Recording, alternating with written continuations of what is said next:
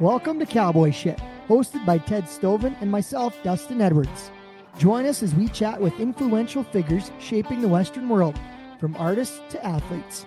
With backgrounds in bull riding, media, and sports commentary, we're not afraid to tackle tough topics while celebrating the essence of cowboy culture. Find our clothing line at cowboyshit.ca and tune in for insightful conversations. Thanks for listening. 5 hours shy, the sun coming up, but I can see clear as the light of day.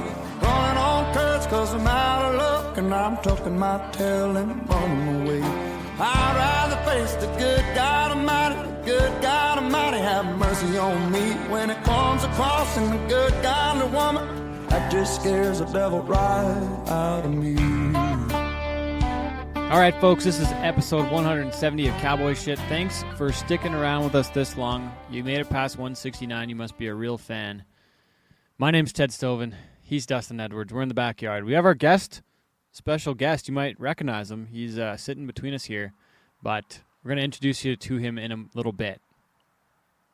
Yeah, we're guest of the show today, Travis James, bullfighter, event producer, wiener dog aficionado, so he fits right in here. Caretaker, 4620, wiener caretaker. We'll get to his story a little later. Yeah, it's gonna be a lot of fun. We're happy to have Travis on the show today. In the backyard, in the backyard Beautiful, studios. beautiful day. Yeah, me and Ted just got back from a round of golf, where Ted whipped my ass at men's night the other night. Yeah, it was bad. It was by like 13 bad. shots. No, like I think it was only 10. Okay, felt like 13. It was a lot. It would have been 13 if I didn't cheat on a couple holes, but there's no cheating through an 8 and a 9 on the scorecard. But today, me and Ted I had him by 1. You had him by 4 on the front, didn't you? No, 3. 3. Yeah. And then on 17, I gave you one back. We were tied on 18, and I just had to make about a 3-footer to beat Ted. No, it was like a 7-footer. Felt like 3. Yeah. And then we tied. So what do they say? It's just like kissing your sister. It's a tie. It is. We tied out today on the golf course, but it was a good day. A couple of 89s. Yeah. It's Mother's Day, so happy Mother's Day to all the moms out there. Yeah. It's May. And it's May. And it's finally warm in Alberta. Yep. We had a May. Busy weekend. In Brooks. Busy PBR weekend, but we were in Brooks. Yeah, that's right. Yeah, and Santana? Carlos Santana. Is that what his name was? Yeah, Santana's his last name. It was like his Gilmore. second. Gilmore Santana. So I made sure to play some Santana when he was riding the bull. Yeah. Made a pretty solid ride in Brooks on Friday. Yeah, so he wins it. Coy Larson Memorial, though, in Brooks, at the CRE? Centennial Regional Arena. Yeah, as you are very familiar with from your Drumheller Dragons arena. I have arena. PTSD when I go into that arena from all the ass whippings they laid on the Dragons when I was working with the team. How about the goal horn? That had to be a highlight for me. So it's funny because I was telling the story in the dressing room before. I said, I hated coming here because they had this goal horn, but it's one of the guys who owns one of the boxes, the suites. Yeah. And he has his own horn. And whether there was a good save or a big hit, he'd always blow this damn horn. And I said it was so annoying. And then the first time a guy made a bull ride, guy started honking his horn. And I thought, I can't escape this damn horn. Yeah. But honestly, kudos to the guy with the horn. Yeah. Like he used it at very effective times. Great. Yeah, the timing was impeccable with the goal horn. It was impressive. He'd be like, "Come on, make a little extra noise or something." Yeah. He'd just be, yeah. It was great. Well, I was texting Brian Cowie during that. I was like, "Where the fuck is this horn coming from? Like, what is this?" I was so confused because it wasn't like nobody knew it was happening. Nobody told me there was a friggin' horn. I was a little worried because someone was making a heck of a ride and they were going to make the buzzer anyways, but he blew it right before the actual horn went off. And I'm like, oh shit. Man, hopefully he doesn't blow this thing at 6 seconds Thinking and somebody pulls a wrap. But nice crowd. Yeah, great crowd. Corb had a great show after. The arena, kudos to the arena. They had never had a dirt event in there like that before. Not only that, but a dirt event and had to leave the ice in because of the Bandits are still playing. In playoffs, yeah. Yeah, so credit Brooks for hosting us. Beautiful great work night. by the crew. Yeah. Yeah. Yeah, and Kyle, like Kinky Larson, great work by his crew. Buck Chrisman, shout out. Slim Wilson, the entire crew did a great job. And it was cool because Kinky Buckers had the bull of the night, so Sage got to accept the buckle. Is that right? Yeah. Yeah. Yeah, it was awesome. Accept the buckle and Dustin, thanks to you for being there to call the show. Yeah, we're happy to join you. Later in the show, you'll hear about us talking about taking on things and thinking you can do enough. And for me, one of those things is trying to call a show while I'm doing my music job. So called Dustin in to call the show in Brooks because I knew that I was probably going to fuck it up. So thanks for being there and doing that, Dustin. Happy to help, man. Making sure we had a great show. Fun show. It was a good show. And you do a great job of that. Thank and you. It's fun to work with our friends. So it's nice that I can bring you in, that I was able to do that and bring you in for the show. I thought it was a lot of fun. Yeah, it was really good. I really enjoyed it. And Denny had a great night. Yeah, Halstead was on. Brett was on. BG. The whole crew. Yeah. It was awesome. Tanner Grillitz did a great job. Yeah, it was just really good. Covey took some good pictures.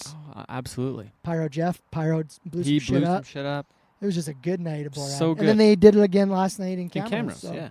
Congratulations to Cody Coverchuck, won in Camrose. Yeah. That's Coy Robbins' event that he puts on. Yeah. With Jeff Turnquist, and they had a great show job. too. Big crowd. Yeah. Meanwhile, Dustin was walking around the city for 4 or 5 hours. I went yesterday. on a 4 or 5 hour stroll around Calgary. I'm really embracing myself in the city living here. And I did a whole bunch of mushrooms on the golf course.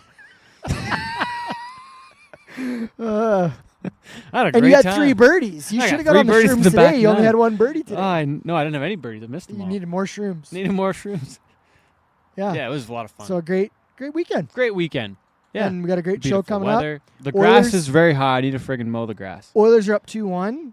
No, it's 1-1. Or they're going to be up 2-1 after the show comes Hopefully. out. Yeah.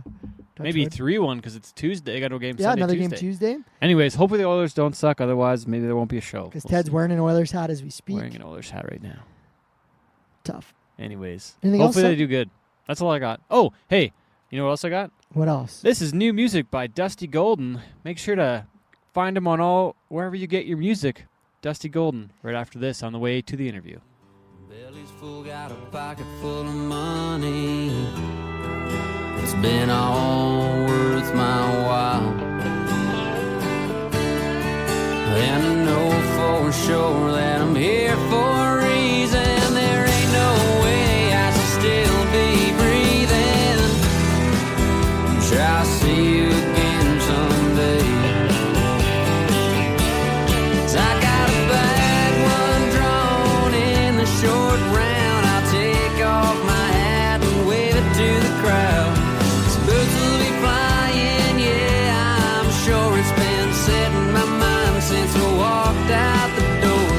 But everything I own in this old car can't even put strings on my guitar. You better knock me out, 'cause I ain't slept in 3 New Mexico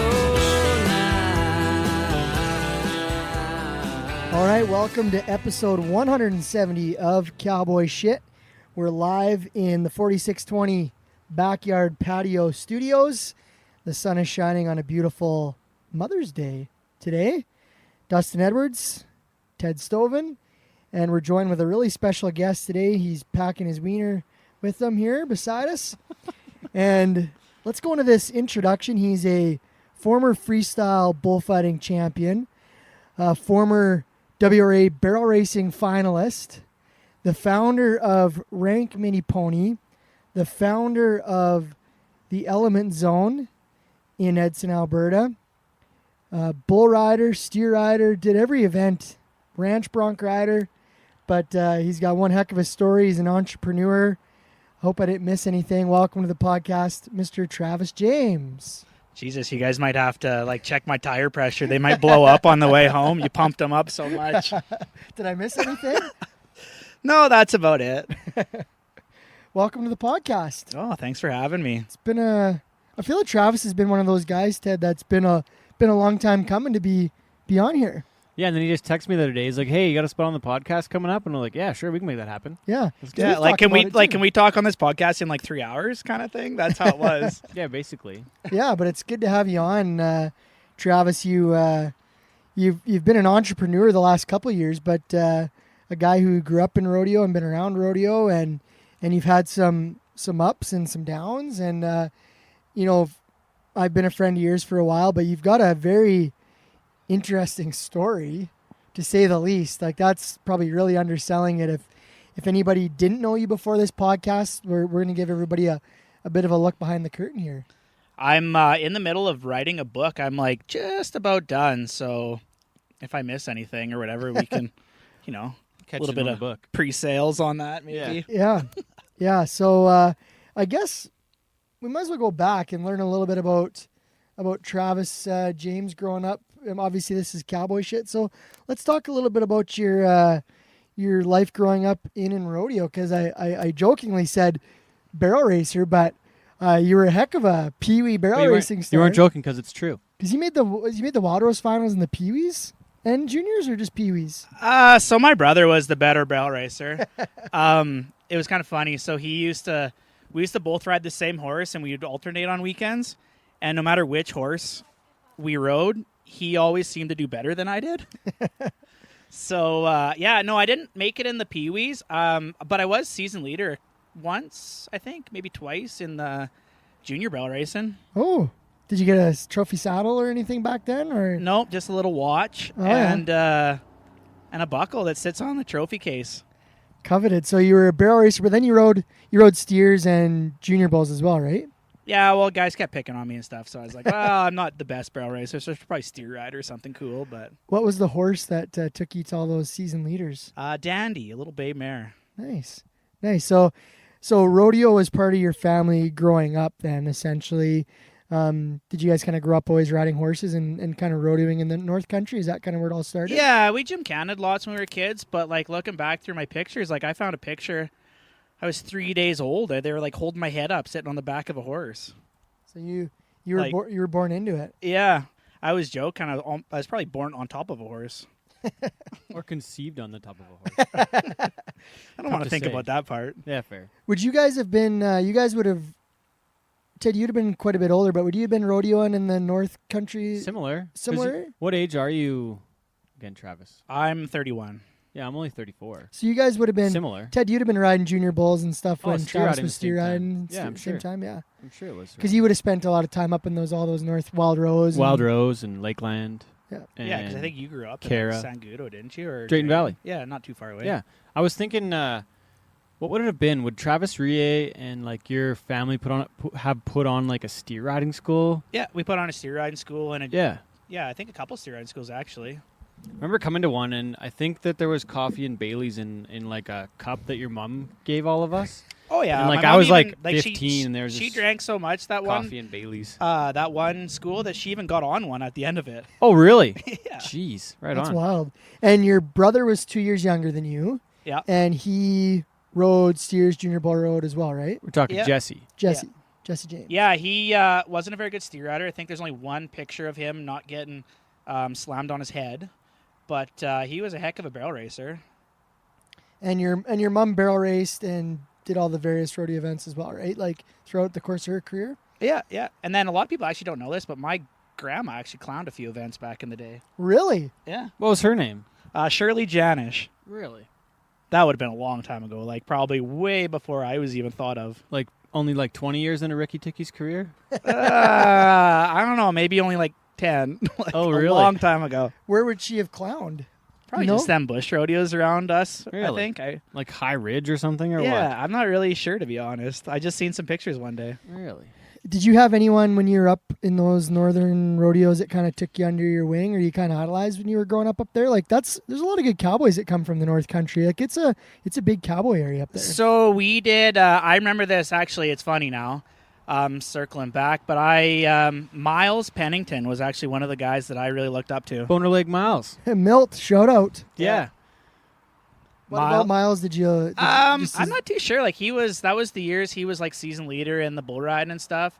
He was the And- nicest guy ever, too. Yeah, I Like, think he was one of the and he only is. guys that helped me on, like when we were first sorry. getting on. Sorry, I didn't like, help oh, you here's on. this barrel racer kid. Yeah. Someone's got to pull. I his don't rope. remember. I don't remember you riding though. Like I don't remember That's you because I wasn't competing. very good for the longest time. Oh, okay. Jordan Hansen was a horrible steer rider too. Yeah, In the the 1 year is WRA. funny. So I think there was 26 people that made money that 1 year, and I made $8.75. I think I like 6-way split 6th place at Manning, but Jordan Hansen was one notch behind me on the list of people that made money that year. Really? Yeah, I think he only No made way. like $7 or $6 that year. It's funny. Really? Yeah. He was awful though. He'll tell you that. He was terrible. It's funny when you look at all those old like WRA programs, and what was the other one up there? The North NRA. NRA. Then Yeah. These That are the was the finals Northern in Grand Rodeo Prairie, right? Association. That was a Yeah, little NRA. before my time, but we we Not did a far lot of, though, because I rode at a couple NRA rodeos. Yeah, we did a lot of WRA and LRA, and Yeah. like the kids that I rode with, like are now like the Zeke Thurstons and those are Yeah. the people we grew up with. Well, I can remember like Brock Radford being at the WA finals and Jordan and the West. Like there were some really good hands up there. riding My that. years, it was Ty Patton. It was Oh, like yeah. Patty and myself, and I think Wasey Finkbeiner came along. Jordan Ness and I rode in the Wild Rose stuff at the same time. Yeah. Okay, So we talked about your. Okay, so we talked about your rodeo career, younger, barrel racing, steer riding, and then you transition into fighting bulls. Would yeah, kinda well, be the there's a next little thing, bit of right? middle in there. What was in the It's middle? not the entire story. What was in the Dustin. middle? I rode steers for a couple years, and then from steer riding transitioned into junior bull riding, and then at 18 kind of switched over to fighting bulls. So And what was the reason? What got you into fighting bulls? Because you had a pretty long tenure fighting bulls. yeah, I fought bulls for 13 years total. I just retired in September, but honestly, so I don't know how far you want to circle back, but so my brother passed away in 2006, and it was about when he passed away that I was kind of trying to like get out from his shadow. And so I was kind of trying to do all sorts of things. That's when I kind of was steer riding harder. And I even actually rode his horse for a couple of years there. And I was season leader in the junior barrel racing one year at the Wild Rose, riding his horse. So, yeah, there's that. But kind of just wanted to pave my own way, I guess, would be the best way to put that. And bullfighting was kind of that avenue for you. Yeah, because I was a horrible bull rider. I don't Yeah. remember you riding bulls either, but I might have been I might have been away somewhere by then. I don't know. Yeah, I don't know. Just probably because I wasn't that good. So and then, I started fighting bulls out of practice, and I just wasn't really in the right headspace to ride. And I can't remember who it was, didn't show up to fight bulls. And I was like, oh, it can't be that hard. I did it. Got really lucky, made a really rank save. And then I'm like, if I actually tried to do this, I might be okay at it. So, yeah, I went to a bunch of schools and then just kind of fought bulls for a while. What schools did you go to? Like, where was it that you kind of honed your craft at the start? I went to a lot of Scott Byrne and Monty Phillips schools. I went to one Aaron Ferguson school. And early on, I went down to a Rob Smets and a Miles Hare bullfighting school down in Texas. Yeah, so you really went in on the kind of the learning side of it, because there's some guys that go to like one or two schools and then just kind of do it, but that you kind of focused on wanting to learn from good guys, eh? Yeah, because I could see a lot of natural talent, but honestly, I was pretty clumsy. Like the first school I went to, I think my girlfriend even had to tie my shoes. Like I was just really uncoordinated, but I was like, well, if I keep trying, like I might get better eventually, hopefully. Was Sean Morton an inspiration on your bullfighting career, being such a great from up in that country? Not Sean so much. I actually didn't know Sean was a bullfighter until a couple years later. Oh, really? Yeah. He even has a buckle from the 06 Wild Rose finals. Yeah. It's the cleanest buckle ever. Like I don't know how he keeps it so shiny. It was impressive. like a long time in my bullfighting career when I found out Sean was actually a bullfighter. Really? Yeah, when I went to go get my Bragg knee braces, I seen his brother's picture up there at the Muley. Yeah, Muley. Yeah. Kelly. Yeah. And then how'd you ever figure out Sean was a bullfighter? When did he confess? I think he just told me. Sean I have to admit, Sean was always impressed with you as a bullfighter. He always thought you were the real deal. Just tough, I guess. I don't know. I Yeah. wasn't very good for the first couple of years. It just kept getting hooked. Man, and bullfighting has to be the most shittiest thing to be able to get jobs, because they're just like not trying to shit on anybody here, but like there's so many people with names and with like their life is in the industry, and it's about who they are more than the skill. And in my opinion, I would say it sometimes, like, and I don't know the bullfighting side enough, but like if you are friends with the right people, it's a lot easier. Well, I was To actually get the telling jobs. somebody this the other day, and like I don't want to get into the politics too much of it, but coming from a rodeo family, essentially, Coming from like, a we were barrel like- racing yeah, background. barrel racing background. Barrel racing lineage. I had to work 4 times as hard as some of those guys to get about half the work that they got. And so, yeah, I always actually kind of joke with my barrel racing background now that people always complain about barrel racers being, complaining about bad ground. And I'm like, bullfighters are actually way worse. And I'm, being from both backgrounds, I complain the most out of everybody about bad ground. Well, I have to admit, like I think of all the shows that we worked together over the years, whether it be BRCs or amateur or even in the pro rodeos, you were never scared to get in the tough spots. And in fact, you'd probably be the first guy, if you were working with anybody to jump in and help out. But you're kind of fearless in that respect. Well, and actually speaking about those rodeos and stuff, like that's how much harder I had to work as a bullfighter. Like I had to put my own events on so that I had somewhere to go. Like that's why we did those. So Travis could fight a bull. Yeah, I just want to fight bulls, so we'll just put a whole rodeo on. Why not? It's not that hard. Yeah. So I guess now we can kind of work backwards because we talked about you being a bullfighter and we can get some more into that. But then you dived into becoming a contractor for miniature ponies and miniature bronc riding with the company that became Rank Mini Pony. How did that all start? Because that's another interesting turn in your career. So I wanted to fight bulls so bad that I wanted to make sure I was available in the summer to fight bulls. Well, if anybody's ever seen a bullfight in Czech, they're not that good. So I was like, okay, how can I make money at rodeos to sustain, being available throughout the summer? Otherwise, I live in an oil field town. I'm going to have to get a job. And then if I'm working in the patch, nobody's going to hire me as a bullfighter. So I'm just like, I seen a void it started in the wild pony racing. I'm like, well, I could like triple my paycheck going to some of these events.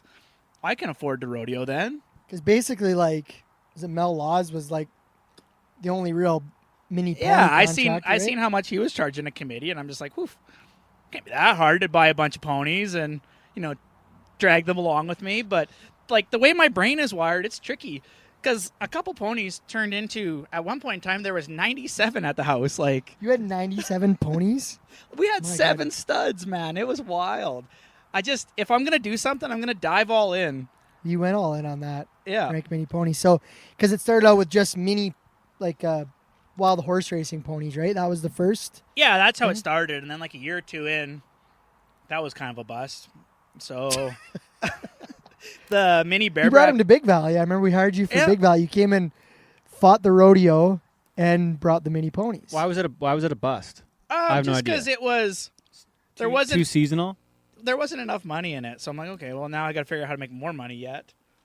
And about that same time frame, the mini bareback riding thing took right off, and at that point I already had 30 ponies. So you were just bucking the ponies you had bought for the wild horse races. Yeah, basically, yeah. Yeah, I called Shay, and I'm just like, let's just dummy buck a bunch and see if I even have anything that's going to buck. That was Shay Marks? Yeah. Yeah. So where did you buck your first mini pony? We rented the arena in Edson on Boxing Day, and we just dummy bucked like 30 head of ponies. It was pretty Western. Who was getting on them? We just dummy bucked him with like a little... Oh, you said dummy buck. Sorry. Yeah. So then this kind of... I mean, Shay got on one that day. Let's be real. Oh, Shay Marks? Yeah. Oh, he'd be about the same size as some of those little kids that were getting on that pony did not make the cut. It was... Oh, didn't buck. It might have been like one of those jumping ponies. Like it was moving. And he just ran around the arena like mock chicken, and Shay was actually scared to get off. It was moving so fast. But, where I feel I can really relate here on this conversation is that myself, I was also in on the contracting side of the mini ponies because me and Sean Morton were the proud owners of one of the mini ponies that was in the bucking string. Yeah, old Sleepy Dancer. I thought it was Gord Downey. Well, and was it you? I think it was you that helped me name Sleepy Dancer that year. I think so. But we had Gord Downey, the mini pony that we bought in. What did we bought in auction? I think so. The first year we did the bull riding, I think we did like a silent auction or something. One of the items was naming rights on a mini bucking pony. So me and Sean went halfers on it. I think Ted was going to go in on it too. And we called it Gord Downey. Had just passed away from the Tragically Hip, the lead singer. Yeah, I think Ted was going to go in it because you guys were going to name it after your guys' initials. But STD didn't really look like That's what it was. Yeah, didn't really make a good pony bucking name. Yeah, STD. So we went with Gord Downey, and Gord Downey became really the prize of the bucking string, I thought. Yeah, other than it was a little confusing, but I mean, we're kind of in that time frame. We when were- you kick the colt out and you're named a pony Gord Downey. Like, Well, we were really disappointed because I think the one year you had the Rank Mini Pony Canadian Cup, and there was a prize. Wasn't there a bronc halter for the top, or there was a prize for the top bucking horse that week? yeah, I'm probably one of the only guys that put a mini bronc riding finals on with a horse of the event, and I was the only contractor. But we were really holding out that our Gord Downey was gonna be the winner of that. Maybe the winner. Yeah. So Or you could have put a sweet halter on your wall. Oh yeah. Dustin. So I still think we should talk about that. I think me and Sean deserve. Need a reevaluation of the judge sheets. Yeah, we could go back.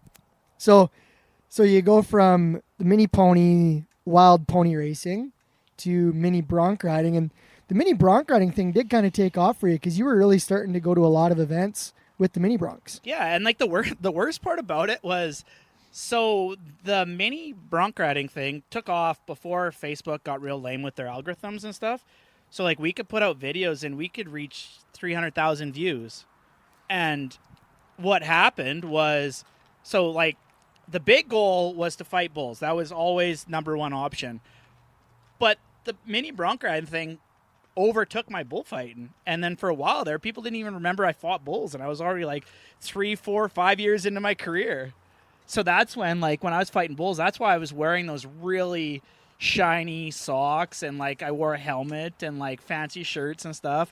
I'm like, hey guys, I'm still here, by the way. Look like a total idiot, but I had to do something to try and make people remember that I was still a bullfighter first. Do you think, and you did it out of necessity to make money and survive in the world that is Western events, which is tough. Do you think that looking back, like doing the mini broncs and the mini ponies, do you think it impacted getting work because you think people took you less seriously? Like it's like, oh, here's the guy with the little miniature horse trailer hauling all these mini ponies around? 100%. But the worst part about it was it took away, like, I personally feel I never fought a lot of finals because of it, but I don't regret it at all. So it's kind of like a little give and take. I just, like you said, I think people didn't take me serious because they thought the pony bucking was always my number one priority, which in fact was to try and supplement some income so that I could actually afford to fight bulls because the wages just weren't there. Yeah. So how many years did you run the mini bucking ponies? Because you ran a mini bucking finals and put on some of your own events. How many years did that span go? And by the way, I was the voice of the second Rank Mini Pony finals. Very proud of that, by the way. I bucked ponies for 7, maybe 8 years, give or take. Okay. And now looking back, some of the kids that came through, I mean, I know a lot of them myself have gone on to good rodeo careers, but who are some of those kids that started on mini bucking ponies with you and now are true rodeo athletes? So there's 3 names for sure. But I think my favorite story is Chase Siemens. So his brother come to one of my schools and was going to try it, got on like maybe 3 head, and it wasn't for him. So they were going to pack up their stuff and go home. And Chase was like, Dad, we're already here. Can I try it? And so he tried it and then blossomed into last year he won the novice bareback riding at the CFR. And I think that's a pretty cool story because he wasn't even the one that signed up to enter the school. Well, that's cool. Yeah. That's and then really cool. Another kid would be like Spur Cottingham, non-rodeo family, and his kid won like the high school finals. And then like Denver Leach is another kid.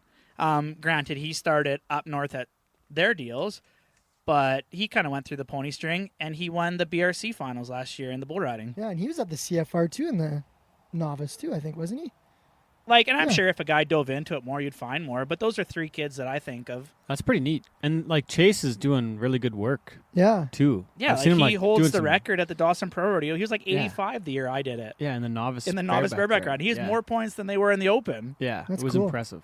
Wasn't that just last year? Yeah, something like that. Like Yeah, last year or the year before. Yeah. We had a lot of kids come through the ranks of the Rank Mini Pony and kind of start their career. And then there was the one kid that rode. Remember that video went viral of that kid that rode at your Edson event when it was inside? Tanner Miller. Tanner Miller, yeah. Yeah, what was the story? That video was like viral, wasn't it? Like he made like a rank mini bronc Yeah, ride. if you know anything about bucking horses, though, like that pony was a lot more front end than back end, but just kind of bucked across the arena, and I want to say it was like, I think it went to like 5 million views or something ridiculous like that. Yeah. I think I was judging on the microphone. I think we marked him like 87 or something. But it was a rank ride. But I remember that video had went like crazy. Yeah, and like so that we put a PBR on that year, and we were trying to send it in for the PBR to like share it, but they're like, man, this has nothing to do with bull riding. We're like, but this is a ranked video, and they're like, yeah, but I'm like, okay, fair. Yeah. And then he went on to, didn't he become like the world champion mini bronc rider? Yeah, I think he was one of the first world champions in the saddle bronc ride and the mini bareback riding, or in the mini saddle bronc riding, I guess. Did that kid ever keep rodeoing? I think he's bull riding now. I think he's junior bull riding. Okay. Very cool. Yeah, I still remember that. And that was a fun story. So this is kind of a little off topic, but that ride was so ranked that I turned a picture into a bunch of T-shirts, and then I was like, oh, I'm going to make a bunch of money selling these T-shirts of his picture to all these kids, not thinking that nobody wants to buy a picture of somebody else's kid on these T-shirts. And then I went and I got like a $3 discount if I bought a bunch of white T-shirts. And nobody wants to buy white T-shirts for their kids. How many did you buy? I bought like 800. Oh my God, really? Like a lot. Oh my goodness. So where are these shirts now? Yeah, where I do you got still a couple, have some? like probably your size and my Yeah. size. Like, oh boy, they're all just in a box. We try and give them out at my events just because I can't even sell them for $5 now. yeah. That's hilarious. Did you ever sell any? I sold a couple, Like 2 maybe Out of- 7. out of 800? To Seven. to his the Millers grandparents. only? Yeah. To his grandparents, to his mom. Oh dear. Yeah, it was some of my business choices in life are not the best, but Yeah, and that's a rodeo family. Like his family's Miller Rodeo. That's what I started announcing for. oh yeah. They were One the of the- first contractor I worked for in rodeo was Miller's up, and I did their rodeo in Fairview. Oh really? Yeah. One of the craziest Miller rodeos Kyle I remember Miller's going his to. dad, right? Kyle. Kyle picks up. Florida Cinnabon was one of the craziest ones. Oh I yeah, ever that went was to. a Miller rodeo. It was nuts. Because what's the grandpa? Doug. Doug is his grandpa and had Miller Rodeo, and they were quite the crew. Yeah, and Scott. Yeah, it was a fun crew. I like the Millers. Loved working for them. I forgot about. I think Brett started with them too. Yeah, Brett I think Gardner. he Up started there, some in of Fort those and places. Assiniboine, Fort yeah. Assiniboine, yeah. Yeah. Yeah. We used to go to White Court and Fairview. Oh, yeah. and all those. Valley View. Valley View. Yeah.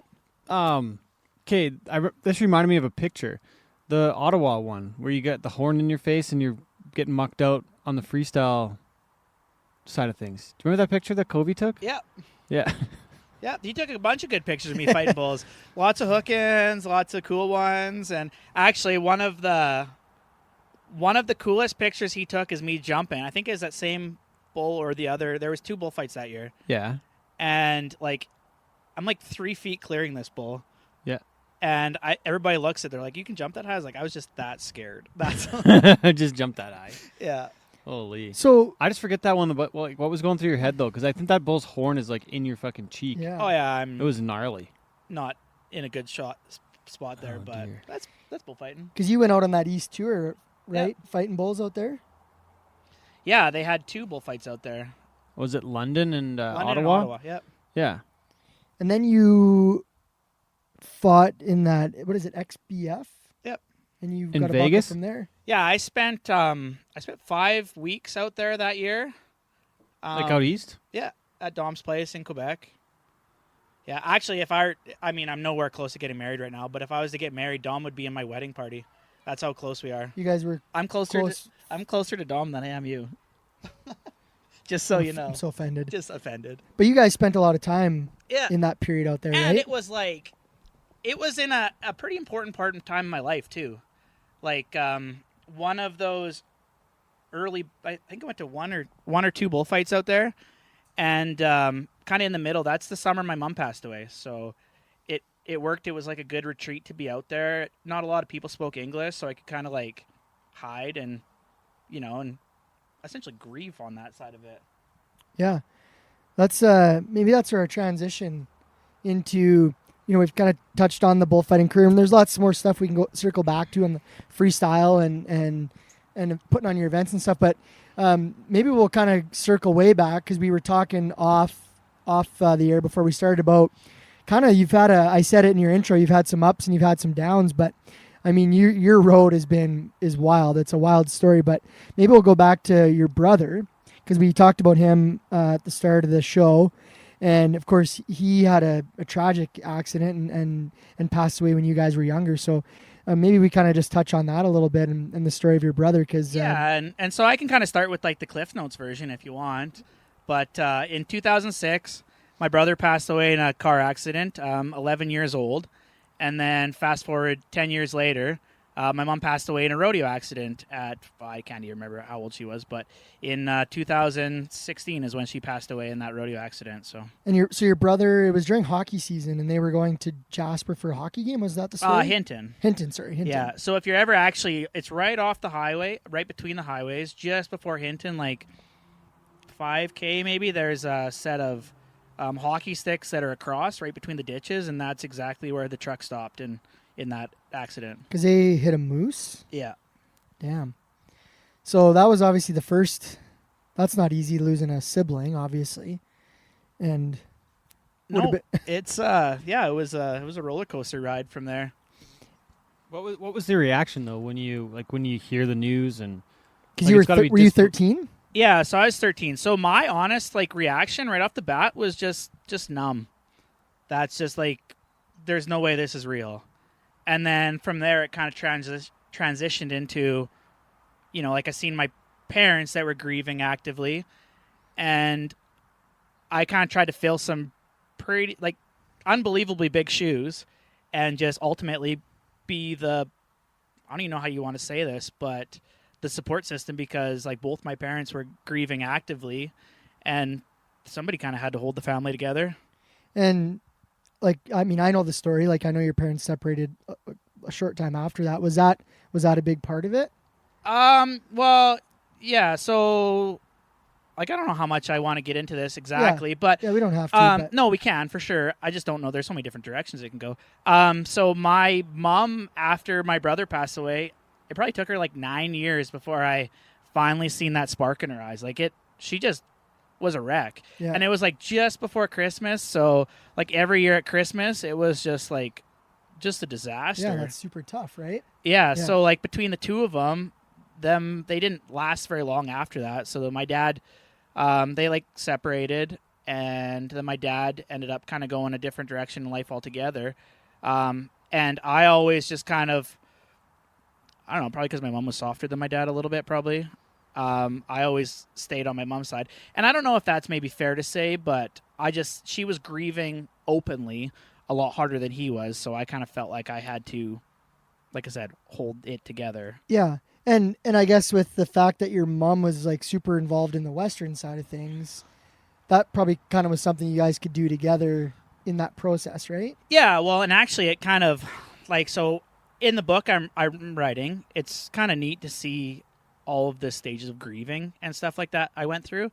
And so rodeo, ever since the get-go, was always how I dodged and deflected emotions and stuff. So circling back around to when I was at those bullfights in Ontario, you asked me that picture you're talking about with Covey took, that was shortly after Mom passed away.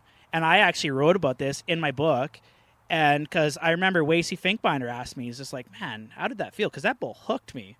And I'm I never said this openly because I'm, in our culture, it's tough to, admit that you're struggling. But I remember, I'm oh, it wasn't that bad. I just kind of brushed it off. But in my head, I'm man, that was nothing compared to what I'm feeling on the inside. And that bull can hook me and hook me and hook me. And it won't feel near as bad as what I'm dealing with on the inside of me. Crazy. So that's the answer to what you're asking, what it felt like. I'm nothing. Yeah. That bull can, yeah, like I said, just keep hooking me, and everything on the inside is a lot worse going on. And then so we I guess transition out of that. It obviously, yeah, like you say, you're feeling like you're holding together and helping be part of the grief process with your mom and family stuff, and then. So you reference in there that your mom passed away. So maybe we'll go to that. That was tough. I grew close to your mom too when we started doing the rodeo together, and your mom was an awesome lady, and she got into a wreck in the steer undecorating in Hinton in July, correct? So that the horse, she was steer undecorating. Steer cut her off. What year was that again? 2016. 16, okay. Yeah. Steer cut her off, and she went head over heels, and was basically in a vegetative state in a coma for like 2 weeks. But so that's, you guys are circling, like asking me about the ponies. So in all of that time frame, the ponies was easier to push because I couldn't get enough gigs fighting bulls to dodge and deflect all of my emotions. So I essentially didn't deal with any of my emotions, and I just kept pushing the ponies harder and harder and harder. And that's why and how it got so busy was because I just used them as a defense mechanism, I guess, in, just so I didn't actually have to feel any of those emotions. I just was busy all the time. Yeah, you're always busy and always on the go. When a guy's busy, a guy doesn't have to think too much. So that was 2016. That happened, and that would have been, but you would have still been in the you would have been ponying, bullfighting. You were doing everything when that happened. Right? Yeah, and then so all the business was rolling, and your mom was a part of that because you guys put on some events together, and yeah, and then like a lot of people, like a lot of guys didn't understand the pony thing, but like mom bought me the first couple ponies, so when it was time to transition out of the pony deal, I had a hard time with it because it was just like, if I duck out of the ponies, it's like I'm losing my mom and parts of her again yet. So that's why I held on to it for so long. Because it was something you guys had together. Yeah, like she was basically my first, How many investor. How many events did you and your mom put on together? Because she was part of doing the Stampede with you and and not a lot, but we probably put on 5, maybe, give or take. Yeah. Well, I'll never forget the year you did the bull riding it was going to be at the rodeo grounds, the Stampede grounds in Edson, May long weekend. Yeah. I was coming from Marathorpe, and it was a complete whiteout blizzard, and it was the Sunday of May long, and you somehow got a bull riding arena built inside what is that? It's like the equestrian indoor at Edson? Yeah, we had this little barn, basically, they did indoor stuff with. But yeah, what year was that? That was the last year my mom was alive. So yeah, that was 2016. That was May of 2016, right? Yeah. Because we did the Edson Stampede, and that was always in May in the outdoor arena. That was a Wild Rose Rodeo, right? Yeah, and then because your mom hired me for that. That was one of the first ones that me and her worked together on. I hired you. Let's just be real. I still have the Facebook messages, or had the Facebook messages from your mom saying, "Would you come?" Probably because she wasn't sure if you'd actually phone me or not, because she was like the contingency. Yeah. So we put that rodeo on for 2 years, and then we didn't get a lot of help for it. So I was just like, well, if I'm putting all this effort in, it kind of was about the same time I was trying to fight bulls even harder. So we put on a PBR that first year, and that's why, because I needed to fight bulls more, and I was kind of over fighting bulls at the amateur level. Nobody was hiring me yet, so I'm like, I'll just keep building my own events, I guess, if that's the route a guy has to go. And you did. So we did the PBR in that barn that year, and then was it 2017, the first year in the hockey rink in Edson, that you put on the PBR there in the freestyle bullfight? Yep. 2017, we put on the first bull ride in the hockey rink, BRC that year, just because the extra costs, we had to cut costs a little bit on production, just, moving to a hockey rink, so there's extra rentals, dirt, all that stuff. So we went to a BRC instead, and it went super successful. Was that the year the power went out? Yeah, I think so. I remember picking up there's a picture somewhere of I have like a traffic cone, like an orange traffic cone that had a hole in it, and the power went out. There was like forest fires or something, and I was like screaming through this like pylon, and the arena was packed because you always wear your voice out. You always filled it. You always filled the event. Yeah, it was always. I was a little nervous. So the first year we went to a 2-day event in 2018, I think. I was a little nervous that year, the first day, because it was like 10 minutes out, and we were probably only like third capacity, maybe at that. But it was a beautiful May long weekend. It was a gorgeous night, and we're like, oh no, is but then it filled up. Then it filled up. And you had like a beer pong tournament that year, didn't you? Didn't you run out a buckle for a beer pong? Yeah, well, and that's just, we're trying to do shit different all the time to try and get people to come to our events. And that in 2017, we didn't get very many people stick around for the beer gardens. So in 2018, I'm like, well, it's a 2-day event, so we need more people to stick around to cover costs.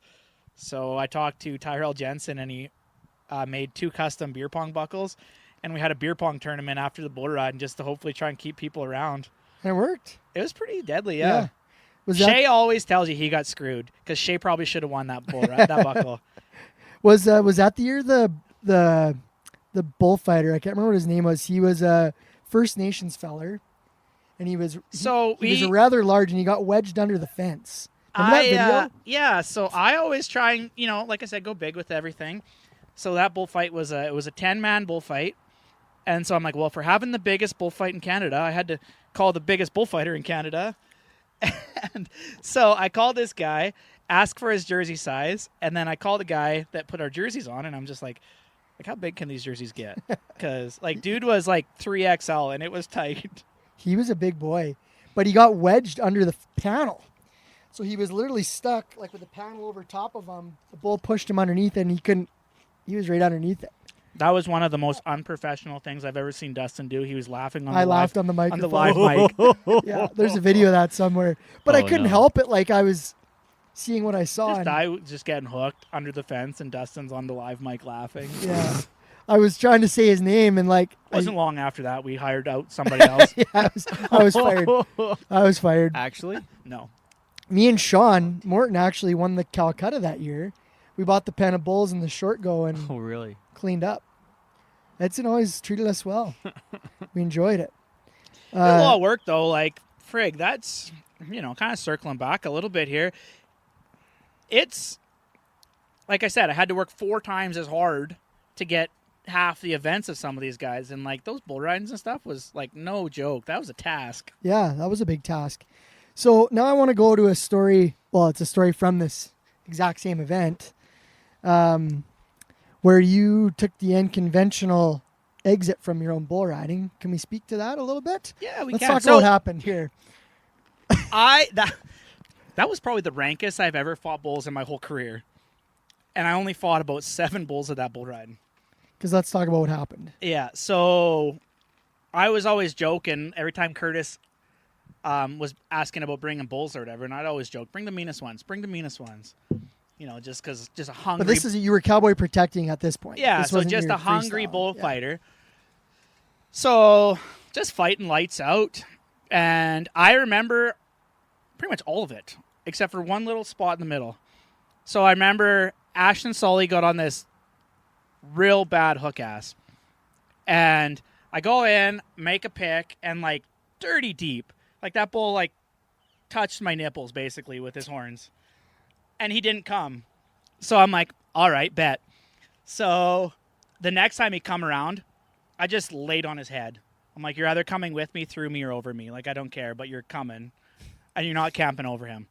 Bull pops me with his left foot in the mouth. Good night, Jim Kite. You were out cold. Stars, I was convulsing so bad it took 3 people to come to hold me down. I was on the mic, I remember. And Derek Adams later told me, he's like, we thought we killed you. And turns out you can't. But anyways, we had to get Stars to Edmonton. It was so bad. And I remember thinking holy shit.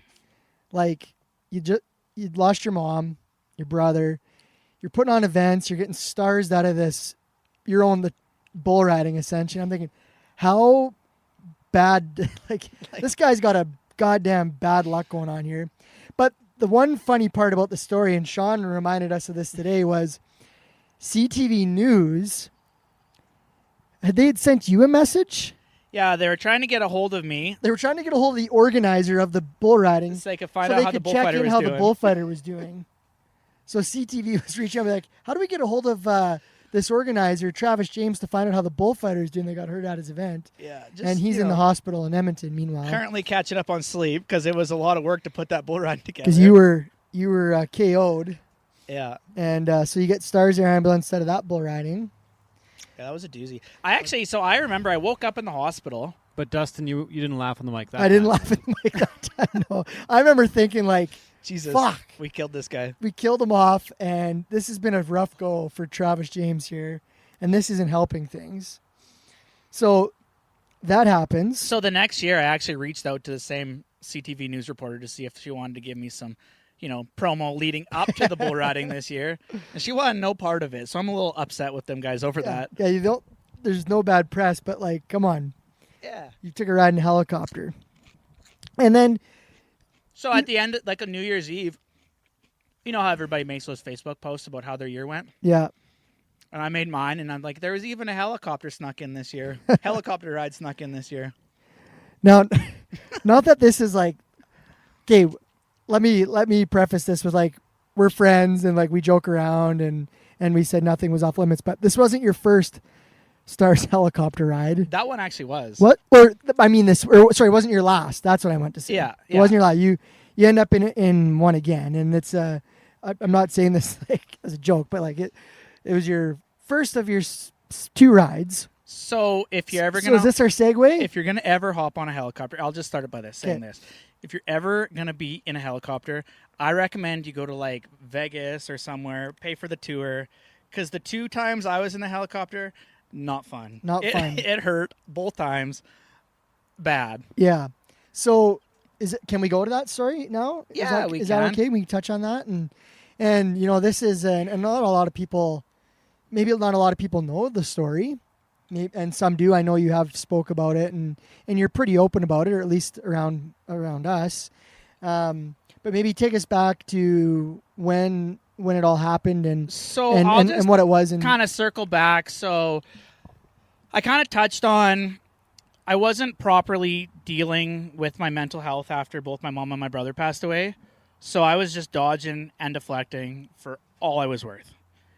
And I used the ponies, and then shortly after mom passed, I bought a bunch of fighting bulls, and I was just going as hard as physically possible to avoid having to stop and feel any sort of emotion. 2020 rolls around. and then COVID. COVID, I'm just going to say this. Sean can edit it out if he has to. COVID's a cocksucker. So it basically shut down all of the rodeos and took away the only coping mechanism I had. And I was not prepared to feel a lot of those emotions I was dealing with or suppressing, or however you want to do that. And then kind of like just before COVID happened, I invested a large sum of money because I had a good summer lined up. And I, me being the great businessman I am, I went as high risk as possible with that investment, like 50 grand or something, like a lot. COVID hit, no income from rodeos, and that 50 grand that I put in was suddenly only worth 5. I'm like, we are not in good shape here. And not to mention, you've got pens full of fighting bulls. Yeah, Ponies, so pens full of things to fighting feed, bulls. no events. No income. And like a lot of people don't realize this, but in that whole time frame, the rules, they were shutting down horse sales. So like I couldn't even offload all of them ponies if I wanted to. So I had no money coming in. I couldn't get rid of them because who really wants a bucking pony? Yeah. Other than, me and You 3 other versions of myself. So it was like, there is like no hope here at all. I kept hanging on to the fact that, by summer. yeah, well, they were talking about it was only going to be like a couple weeks. Yeah. And I'm like, flatten the curve. yeah. So I was like, all right, I can ride this out for a couple weeks, have all of my good events are at the end of summer. What the hell did you invest in that went down to $5,000? It was like TFSA maybe or something. Like I just went as high risk as possible. At the bank, so it was a mutual fund. Yeah, and it was just suddenly worth nothing. Jeez, did you sell it or keep it? I capped it, so I got my money back eventually. But it was like everybody's. I still remember when the COVID knocked everybody's investments. I down. called There my was- uncle and I'm like, this has got to be like a glitch in their system. Oh man, 'Cause the I'm stock like, market's lost huge. Oh, a ton. Everything Yeah. dropped. I'm like, There was this guys is- who were set to retire that had to keep working. Yeah, so like me being the great businessman I am, my slush fund I put into this investment because I had all these contracts.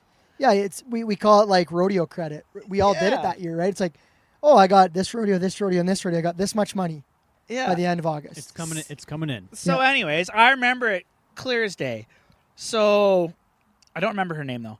But that one doctor, she posted that no fairs or Hinshaw. Yeah, she Hinshaw posted. and her horrible haircuts. She posted online that there was gonna be no fairs or festivals for the rest of the summer. I'm like, so all of my hope went out the window. I reached out to a couple people, like a couple businesses, acquaintances, or whatever, just to see, because even my job wasn't in great place there. It's just see if there was like any hope of getting a better job or whatever, and everybody was just like, no. So, like, we were in a dark place, and there was no hope left. So I ended up going out to the bush, and I shot myself right in the heart with a .22. And it's absolutely a miracle that I'm here today to even talk on this podcast, because I missed dying by, well, first it took like people 3 hours to come find me. Like, I was not in a good place. Was it Manning's that found you? Yeah, so Jay ended up finding me. Because you owned a quarter of land, right? Oh, Yeah. Oh, so you didn't do this at home. You went out to land. No, you owned? I'm kind of, yeah. So I tried to do all of my chores, tried to take the burden off everybody else, because I wanted, they were all going to be grieving. So I made sure all of my chores were done. But in the middle of doing my chores, I got my tractor stuck. And I'm just like, man, I can't do anything right. So I made sure my dog was fed, left him at the house. And I remember I drove by Jay's place. And I remember just looking out the window and just like, man, just crying the whole time. This is the last time I'm going to see this guy. And I went out to the bush, made a few text messages, shut my phone off, and 1, 2, 3, pulled the trigger, and that was her. And it's like I said, it's a miracle. Because so I missed dying by the width of a fingernail. And I missed being paralyzed for life by half the width of a fingernail. And I can't even make this shit up. Like, it's wild. That is wild. It's super heavy. It's crazy. What was your headspace though? And like, was there some alcohol involved to like get yourself to that point, or were you dead sober? And Dead sober. And like, I knew I was going to do it earlier in the day. And I even asked my boss what time to show up to work the next day, just so that didn't raise any alarms. Huh. And so after all said and done, I spent 3 weeks. I call it the loony bin, but it's actually the Alberta Hospital. That's in Ponoka? In Or Edmonton. in Edmonton? And because that was their biggest concern, that I went the most aggressive way possible, and that there was no alcohol or nothing involved. Because most people, it's like they get drunk, they go on a drug bender. that was what I was assuming. Yeah. I didn't know. Yeah, but there was no hope left in the world. And it's just like, so my brother, when he passed away, the moose, his horn was broke off, and it stabbed him right in the heart. So I was told he went super quick, super fast. And so, I did not. It fucking hurt. It was the most painful thing I've done in my whole life. And all I remember was 1, 2, 3, pulled the trigger, and just my ears were ringing. And I was just numb, like buzzing. And I could think, I could hear, I don't know if I could talk or not, but all I could think of was, well, that didn't work. And now So you never passed out at all? I probably did. It's hard to say because I was kind of in and out. Like I didn't start. So this is how crazy it is. I didn't start bleeding out because I landed in the recovery position.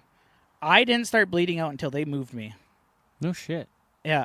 And so it's just, that's how crazy it is, because like it was a through and through. And that morning, I even looked at a chart to see where my heart was, just to make sure I didn't miss. And I have a tattoo on my chest now where the bullet hole is.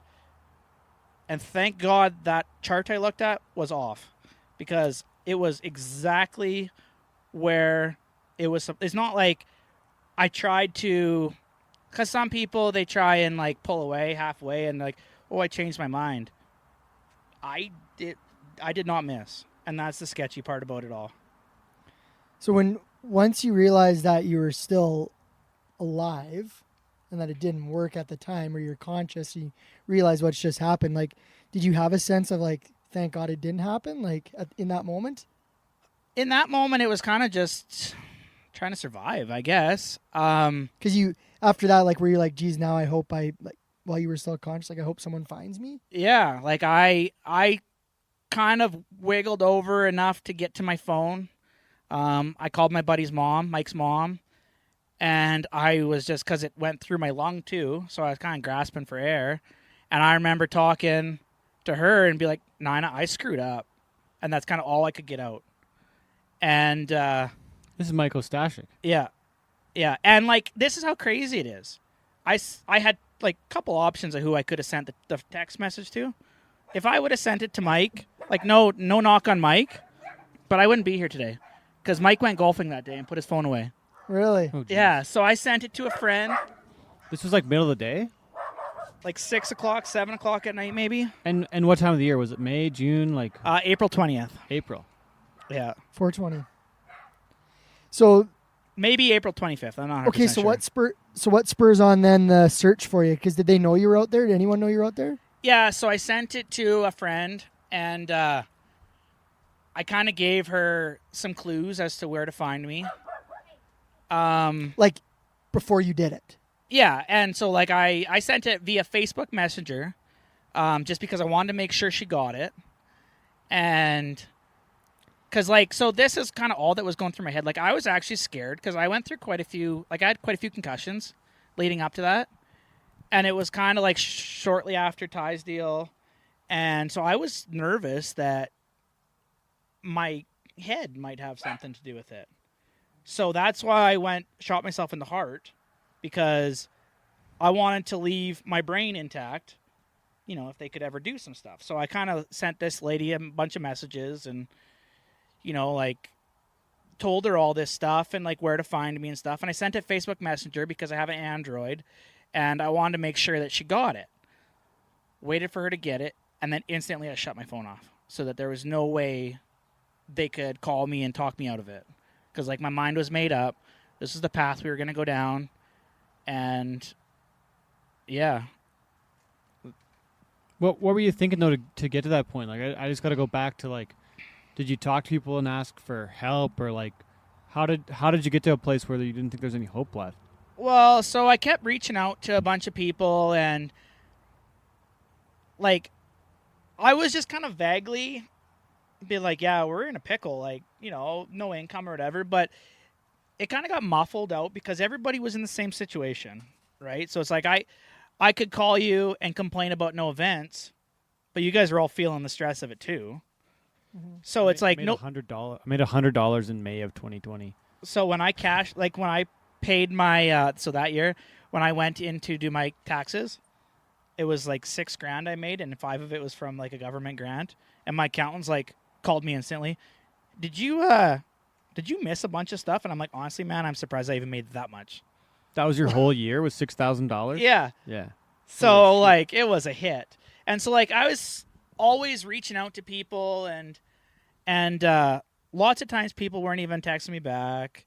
Lots of times people are still doing it. Like they're like, oh yeah, we're feeling the crunch of it too. Like, it's not a big deal. It's not a big deal. I'm like, I'm getting a pickle here. Like, but everybody was feeling the same thing. So everybody kind of just brushed it off to the point where I'm almost like, I have no idea. I wasn't even eligible for any government grants at that point in time.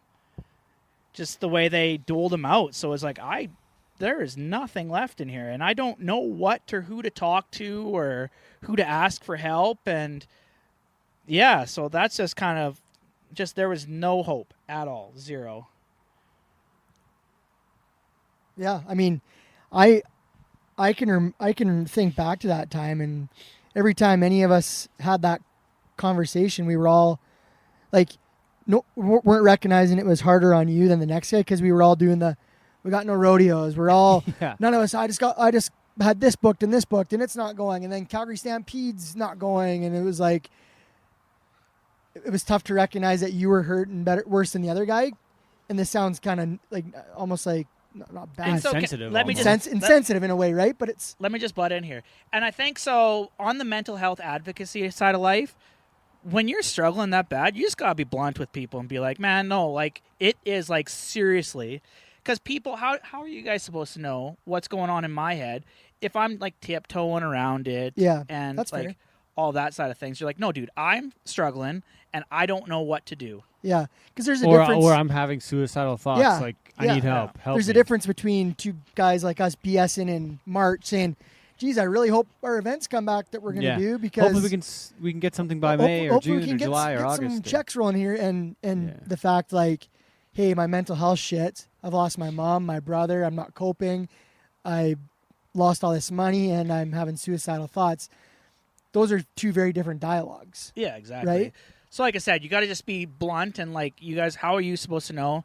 I've actually had this conversation recently with management on stuff like that. I'm like, if I'm not honest with you guys and I don't tell you what's going on, like you guys can't just guess. Like how are you guys management supposed of to know? work, or what do you mean? Yeah, well, so I don't know how do you call this, but I had an episode 3 months ago, maybe now, where we got a new manager at work, and part of his protocols are, as pen checkers, we're supposed to do postmortems on cattle. If you don't know what postmortem is, basically it's when you cut the cow open, take a bunch of pictures, and find out why it died. A cow autopsy. Yeah. I found out the hard way that I can't do them. Because it brings back, I didn't even know I had PTSD from all of this. Turns out I do. And when I found out, like I almost puked at work the one day. And the manager was just like, well, it's part of your job. And so I kind of tried to tiptoe around it. We did a second one. And I'm like, I can't do this. And so we have an HR department. Hats off to them. I talked to them. And I'm like, okay, this is what's going on. I'm not trying to duck this. But I can do everything else here at the feedlot. But I can't do this. So I had a meeting with the manager. And I just even opened it with like, I need to be more transparent with you guys because how are you guys supposed to know what's going on in my head unless I tell you? So this is what's going down. I can't do these because it takes me back to just like hovering over top of myself, watching myself bleed out, and it's not healthy for me. So what can we do to not put me in this situation? And yeah, so that was just recently, like 3 months ago maybe. And 4 or 5 years ago, you never would have wanted to. You wouldn't have had that conversation. Yeah, I would have tried right? to just duck. Yeah. I would have probably quit my job, honestly, or just try to battle through it to a point where which doesn't put you in a good spot. Battling through it. Yeah. And like my counselor, because I struggled with it. I'm like, man, I'm 30. I'm physically fit. I'm strong enough to do all of this stuff, but I can't do it. And he's just like, well, essentially, that's a not safe work environment for you because your mental health is just important as your physical health. Yeah. It's not that you're ducking it by no means. It's just you can't do it. So you got to have these conversations with the right people and then just kind of go from there. And then we can touch back on this in the future if it comes up again. And I got to go back to your seeing yourself from above like that. I haven't heard of many people talk about that before, but that didn't happen until you started bleeding out once somebody found you. Yeah, so it only happened so when we cut the cow open, if you hit some arteries or whatever, the cow bleeds out. So it just kind of put me back in memory lane. I don't know if you want to call it that, but that's all I could think about in that time. And oh, this is probably what I looked like back then. Oh, okay. It wasn't that you went back to having that memory of you were. No. Okay. Yeah, no. It was more just this is probably what I looked like at that point in time in my life, and it was it was a lot. Who did find you eventually? You said it was Jay, I think you said? Yeah, it was Jay Manning. Jay Manning, Shelly Manning, and I don't even honestly know who. There's a pile of people, probably 20 of them, probably, because it took them 3 hours to find you said? Yeah, well, no, it took probably 2 hours to find me. But then it was another hour to just fish me out of the bush because I went in quite a ways. Holy shit. And then they stars their ambulance you. Yeah, from like that I scene? remember they were carting me out of there. And who's they? Like paramedics by this point, or No, we weren't even to the paramedics yet. holy shit? So they were all kind of had me on a stretcher because it's crazy, man. Like the lady that lived across the road from my quarter was a medic. So like she had a spine board and everything. No kidding. And so they called her, they got her spine board, and then they started packing me out of the bush. But I was a ways in there. And once they started moving me, like once they moved me, then I could literally feel myself bleeding out. And they were kind of like, do we take him to the Edson Hospital or do we call Stars? And I was just like, Stars. Please call Stars. Like I knew where I put that bullet, and I knew we were kind of already at that point on borrowed time. So it's like, let's just take me to Stars, and let Guys, I got a frequent flyer pass. yeah. Been here This will be my before. second time on Stars. Let's just hopefully we don't go on a third time. Yeah. I'll donate to Stars, but yeah, knock on wood, no kidding. Yeah. So, and then they take you to Edmonton from there, right? Yeah, they took me from Edmonton from there, and yeah, I kind of remember waking up in the hospital. They're taking the breathing tube out of my mouth. Like, How long was that? How long were you? How long did they have you out for? I guess then would have been a bunch of surgeries. Probably 2 days. I had to get one surgery and like a pile of blood transfusions and shit. How much blood did you lose? Did they say? Or how Probably many like transfusions they had you- 69% of it. Oh, really? Like quite a bit. huh? He, I see what he you're picked joking. 69. Joking. He picked 69 for sure. Okay, so it's not a laughing matter, let's be real about this. But that's how I cope with my mental health, is I dodge and deflect. And I apologize if I offend anybody. And it's probably not the healthiest way to deal with it. But that's how. But as long as if that is helping you, like, do you feel like it helps? Like, it I makes you think better so. that way? The only thing I'm worried about, if anything, was because it is a serious matter. And I don't want to accidentally trigger anybody from not taking it serious, right? That would be my only concern. Since we're talking about, can I tell this story about the ghost emoji? I think so, yeah. Since that is your the way you communicate and your personality. So I don't know how long it was after. Well, okay. How did you hear out about Mike it? So he just called you or texted you or what? texted me, yeah. Mike Ostashik texted me to tell me. I was just blunt about it or what exactly? Well, yeah, it was kind of like, here's what's going down. Because Okay. knew that we were close and friends, and So- I think told Sean Morton too. When did you hear about it? When did you hear about it? then, That Dustin? night, The same day. the same Okay. night, yeah. And then, but your phone was. When did you get your phone back? When did you get access to your phone? How many days after? Probably about a week, maybe. Yeah, because I think we were talking about how we could get a hold of you or talk to you, and then all of a sudden, And it was during COVID, so like nobody could even come in and yeah, visit. everything was on lockdown. Like it was super awesome. Because I think I had a picture. You sent me a picture of Sean outside your window. Yeah, Sean Morton. Sean was the only person that came, Yeah, and we waved through the window. He brought me some yeah, Sour Patch Kids in a magazine. yeah. Great But- guy.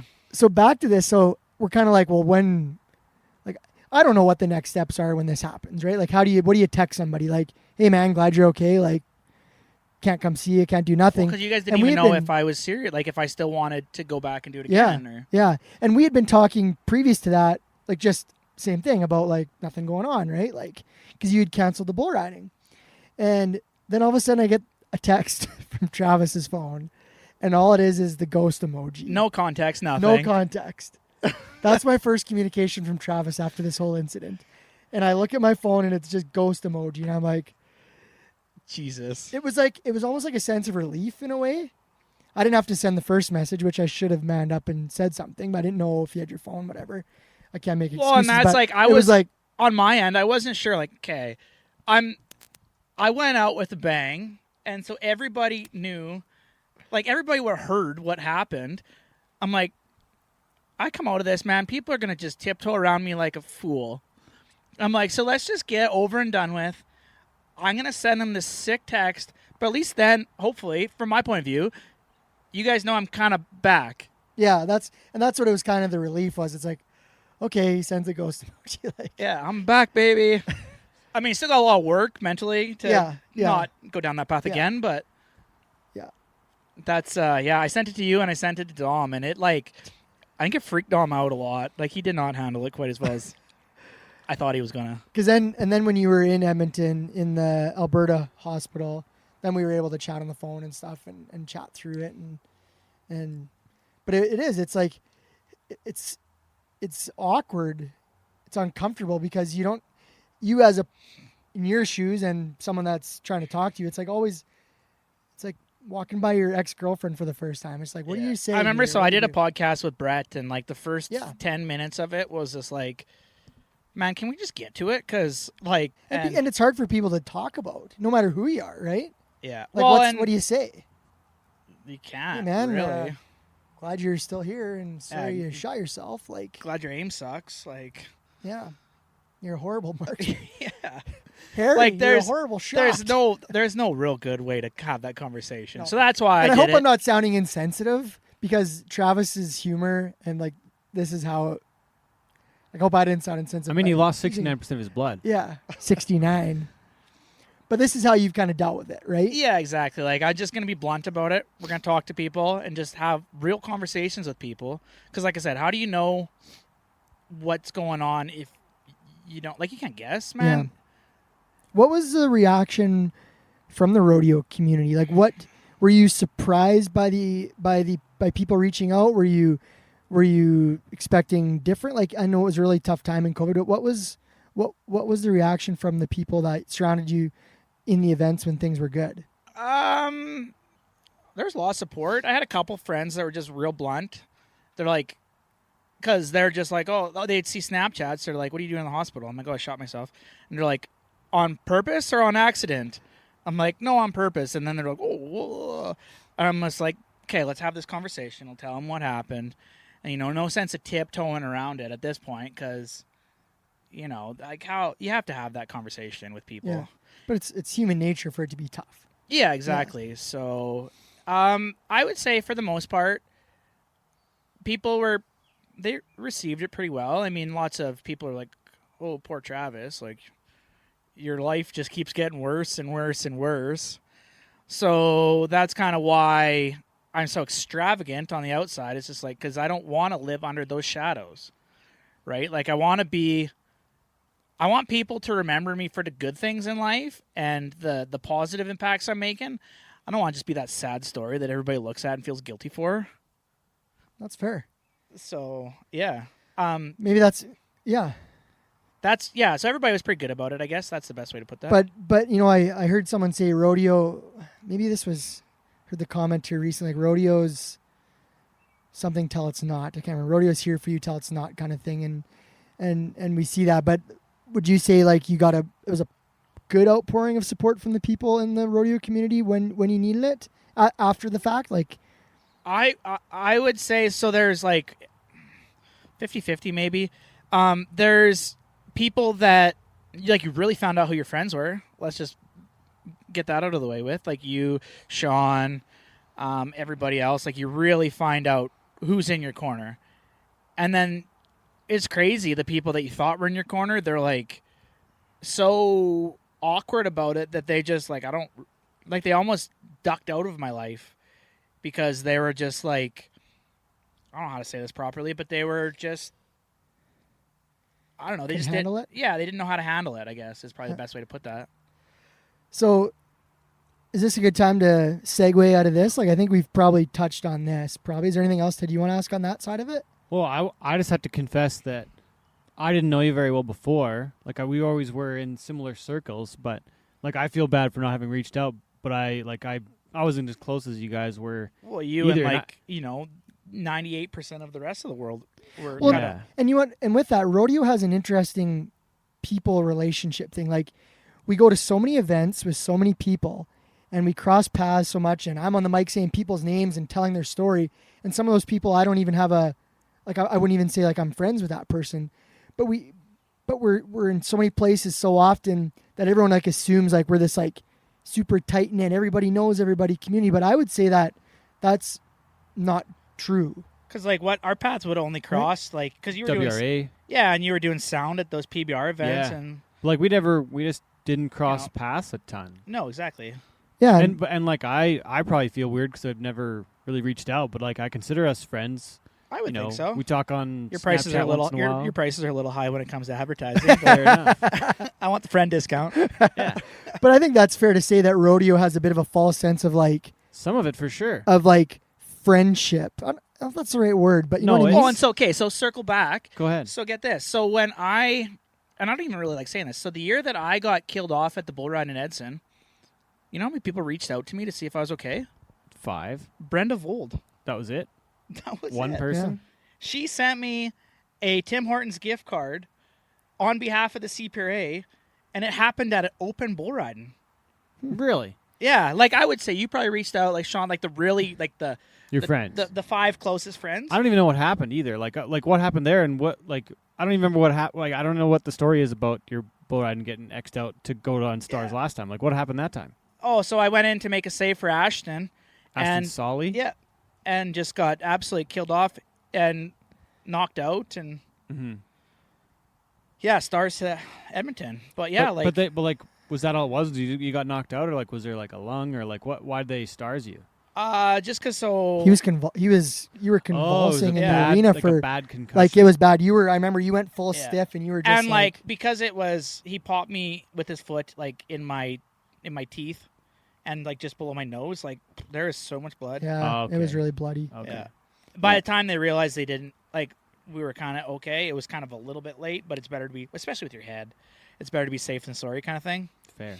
But yeah, like, so that's kind of an empty feeling when all these people you thought were friends, and I'm like, as a bullfighter, I'm like, man, I put my life on the line to save you, and you could really care less about me.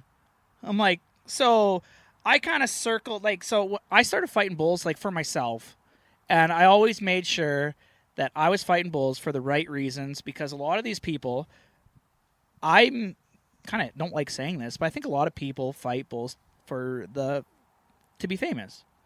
And A little bit of glory that comes yeah, with it. exactly. That's fair.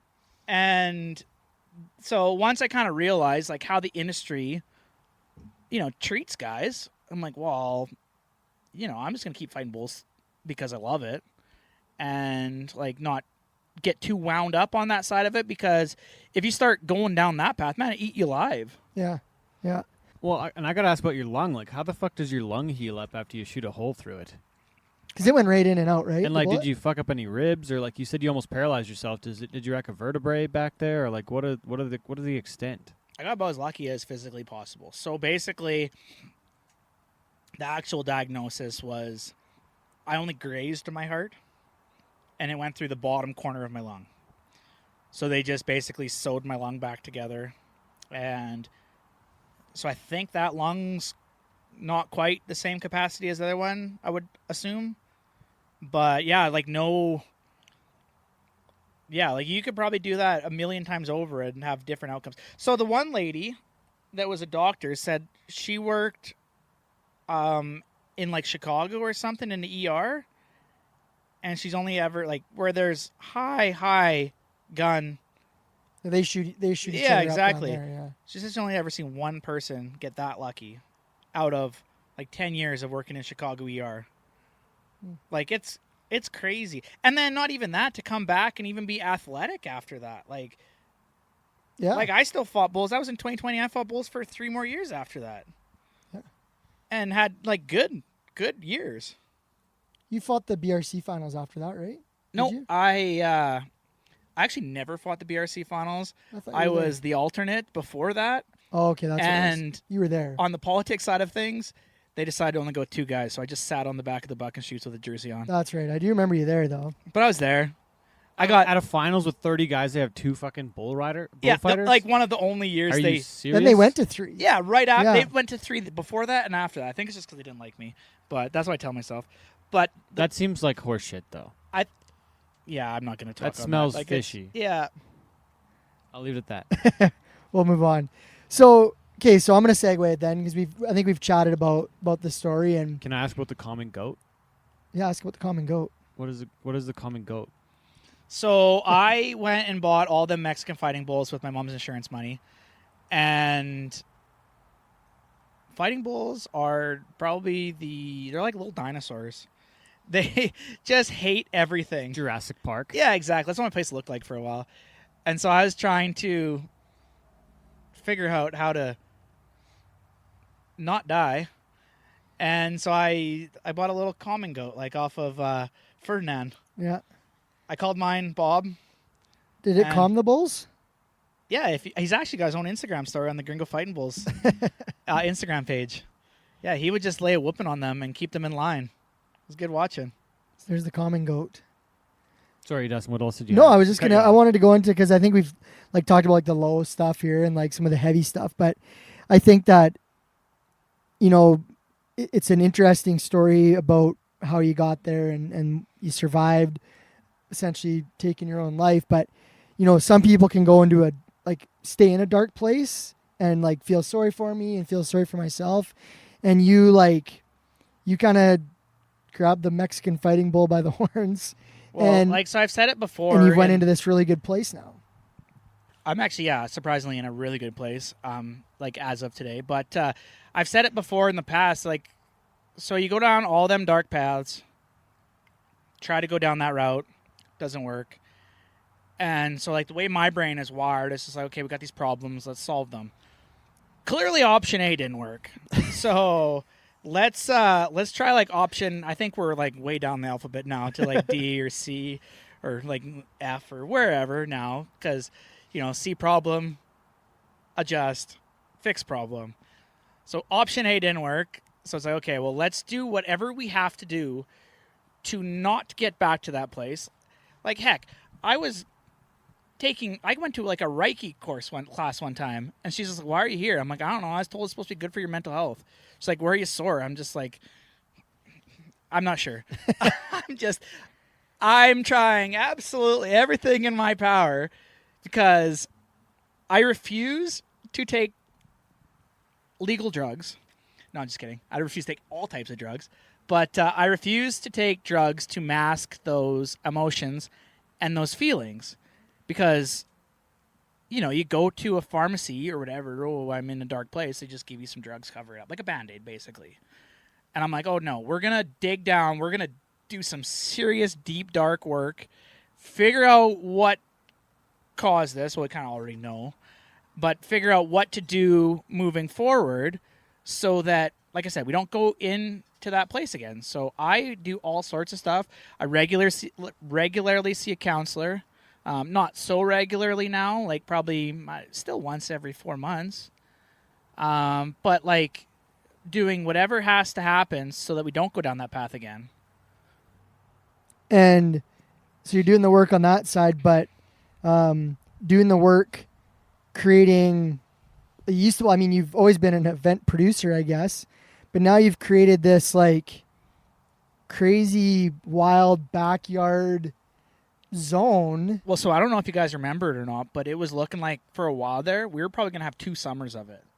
I'm like, that's not happening under no circumstances. I need to make some money with these bulls and these ponies, and I'm not putting myself in a situation to go broke again.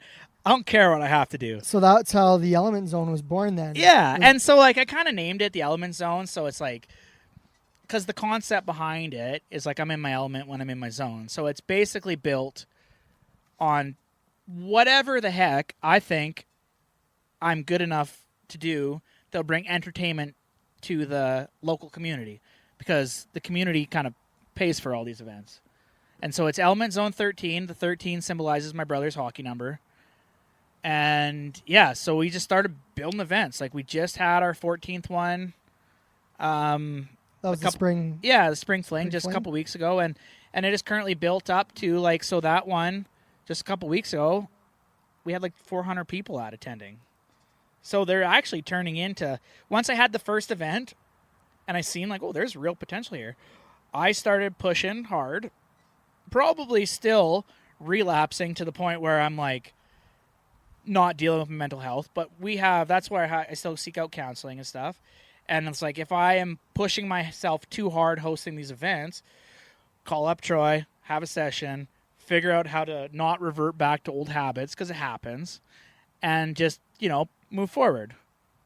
And these events you're doing, I guess, so from the outside looking in, the evolution of them started like literally as backyard put together redneck as you can get. Yeah, well, right? it's just like, okay, like I have all You did these, the bull riding. I have all these animals, so what the heck are we going to do to have these events? Because you didn't have any infrastructure. It's not like you had a big arena in your backyard. And I had just a couple back pens that I like for my squeeze and stuff that to sort cattle to like haul them out to an event. So and like I had some mini pony shoots, and like I through that whole process, I seen a friend had a set of bucking shoots in the bush at their place. So I'm like just making all of these phone calls, probably just begging, pleading, and just doing whatever I have to circling back to just still having events because I need to make money. I have these animals. I want to fight bulls, but I don't have any of these opportunities anymore. So we just started doing it. And now so how many years, is this the third summer of Element Zone coming up? Oh, yeah. So this will be a third summer. We're coming into our 14th event, or 15th event, I guess. Yeah, 15th event. I just recently, last fall at the 13th event, I retired as a professional bullfighter so I could focus on this more. Because the last event we had about 800 people at over 2 days. Like, we had a band and like I told myself in my mind, like, if I could start making X amount of dollars on this and having X amount of people at my events, that's when I'm going to stop trying to burn the candle at both ends. I'm like, I still love fighting bulls. But like a guy can only push himself so hard without reverting back to old habits and stuff. So at the 13th event, Dom was a little mad because we started at 13 minutes late even. And I announced my retirement so I can start doing this kind of stuff. Yeah. I mean, so I guess going back to that, you were still fighting professionally till this past year in the CPRA, fighting pro rodeos, fighting PBR, BRCs. So you were still giving her. Yeah, and the cool thing about that, is I could go to all of these rodeos and take a little bit of each rodeo and, add it into my infrastructure. So I was just at a rodeo over the weekend, and I'm like, man, I feel I'm at a place now where, like, I don't really want to brag because that's not who I am, but have a better facility than lots of people that have been having rodeos for like 100 years. Well, you've got, this is a fun one. You got in on some online auctions. Tell us about some of the additions to the Element Zone that you've got in there, because you've got some from some pretty iconic rodeos. Yeah, so that's like, so we started having these events with only 2 buck and shoots, and it sucked because my budget, everybody would just bring like calves for the bull riding. And if you guys have been to a bull riding with just calves, they fight the box like bad. And if you only have 2 buck and shoots, you can't even roll back and forth to figure out, to get somebody out. So like we constantly would have all these lulls in our events. And then the set of buck and shoots from Ponoka, they just recently replaced their shoots, went up for bid. And I scrounged together. I think I probably rolled a few coins. I sold all of my animals I could afford to sell and called in as many favors as I had left, and spent $9,500 and bought a brand new. Well, they're not brand new, but they're new to me. So I got 5 shoots now we work with.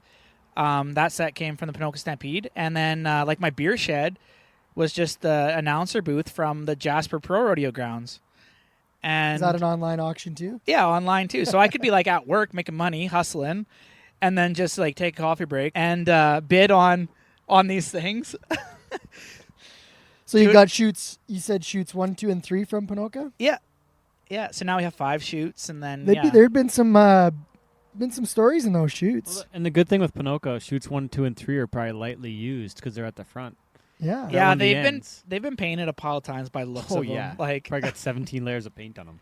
If that. A lot of red paint. So you got the P, the O, and the N? Yeah, but so the cool thing about the red paint is, so like my pony shoots that I used to have were red. So they actually fit in color scheme wise. Didn't even have to paint them again. Exactly. And you've had live music. You've had 6 Finger Fritz. No Six Finger Fritz. Yeah, we haven't got the invite. You've had Dennis Halstead out there. Dom works a lot of your events. You've got beer gardens, like actually legit licensed. You've got power lights. Like you've put a ton of work and time into these events. Like this isn't. We always use the term bush rodeos, but this is, you're putting the work in to make these events better. Well, and so like going to all these events and stuff. I'm not gonna lie. I stole this idea from Cody Snyder. So my big premier event, because I got to have something that, keeps me legitimate from everybody. Otherwise, like you said, they're just going to be like, oh, you're having these bush roadies. You're just a bunch of rednecks shooting off fireworks, all that kind of stuff. I'm like, no, we have an actual bull riding. So I took a page out of Snyder's book, and so I turned my bull riding into Mustachio Bullbashio. Over the last few years, I've been growing out a mustache. Things thick, and by the way, yeah. So the idea is cheese is puff stuck in her right now. The idea is to stash the stigma around men's mental health, use my story, use my platform, use what I think I'm good at, and raise money for nonprofit groups that support mental health. So we do this bull riding. The first year we did it, we raised just about $3,000 for the Center for Suicide Prevention.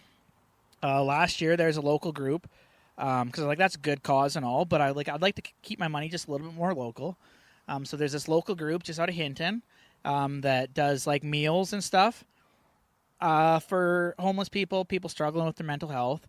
And so last year we raised $4,000 for them, and that's our next event. So it's coming up May 24th, 25th. Going back to that nonprofit group, raising some more money for them, doing things like I have some pictures of some fighting bulls that we blew up into a canvas, and then we auction them off during the event, and then we have like a mustache competition and like all sorts of random cool things with it. Some really cool buckles too. Yeah, through Montana, we ordered these buckles. Shameless plug here for Montana. Yeah, just saying. I'm through like the boot shop in Edson. I'm probably the only place in North America that has a legit mustache competition where the winner gets a buckle. I've got to say though, I saw one of these one time in West Texas.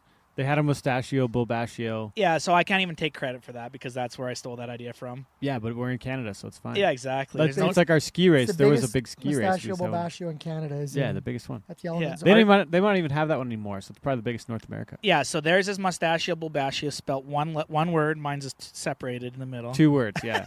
Just for trademark. Smart. Yeah, exactly. Smart move. Yeah. But still, sweet name.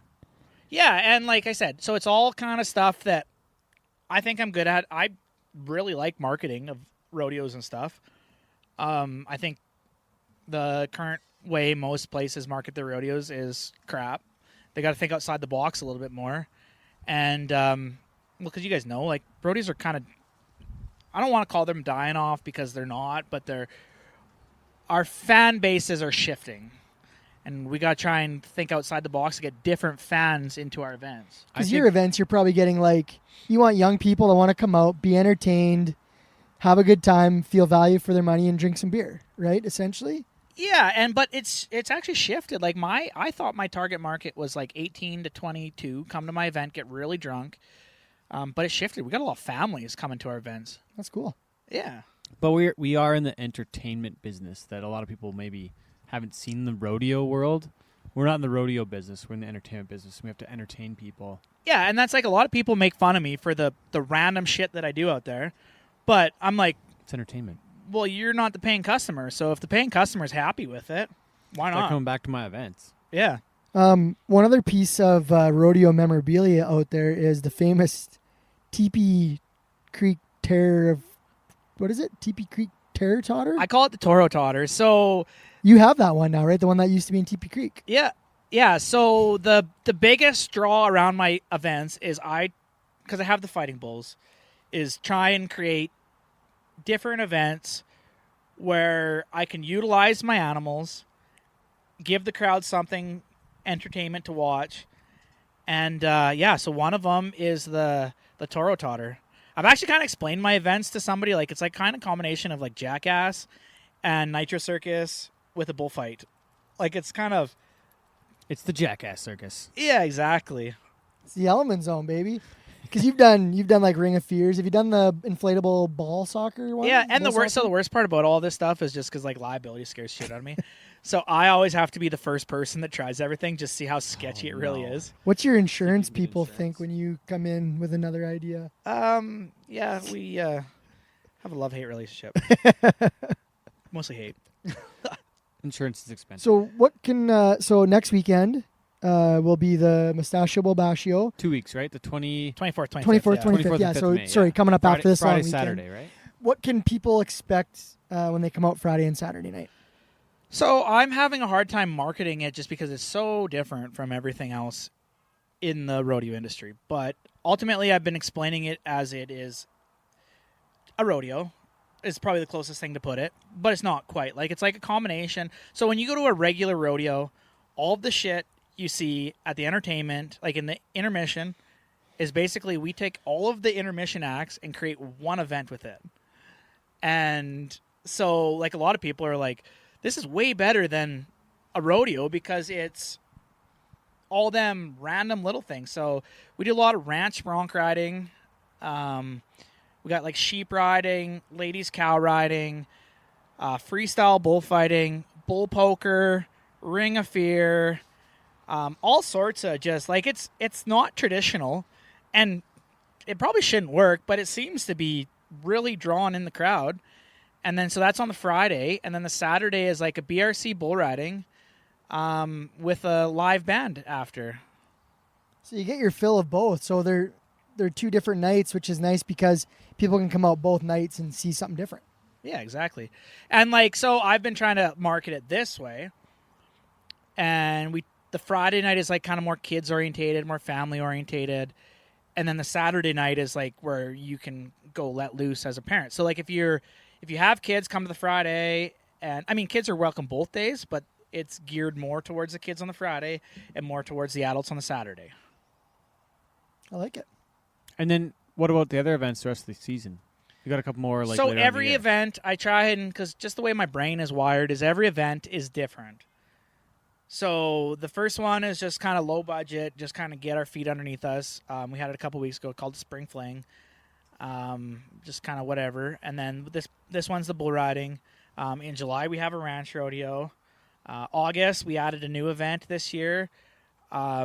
I called it the Rank Mini Pony Reunion, but I'm going to have to change marketing on that because everybody's confused.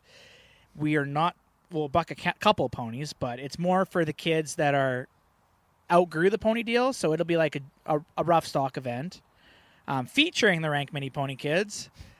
And then They all grown up. yeah, the done grown up. And then in September is my favorite event, and this is a 100% my creation. I call it Dodge Bull.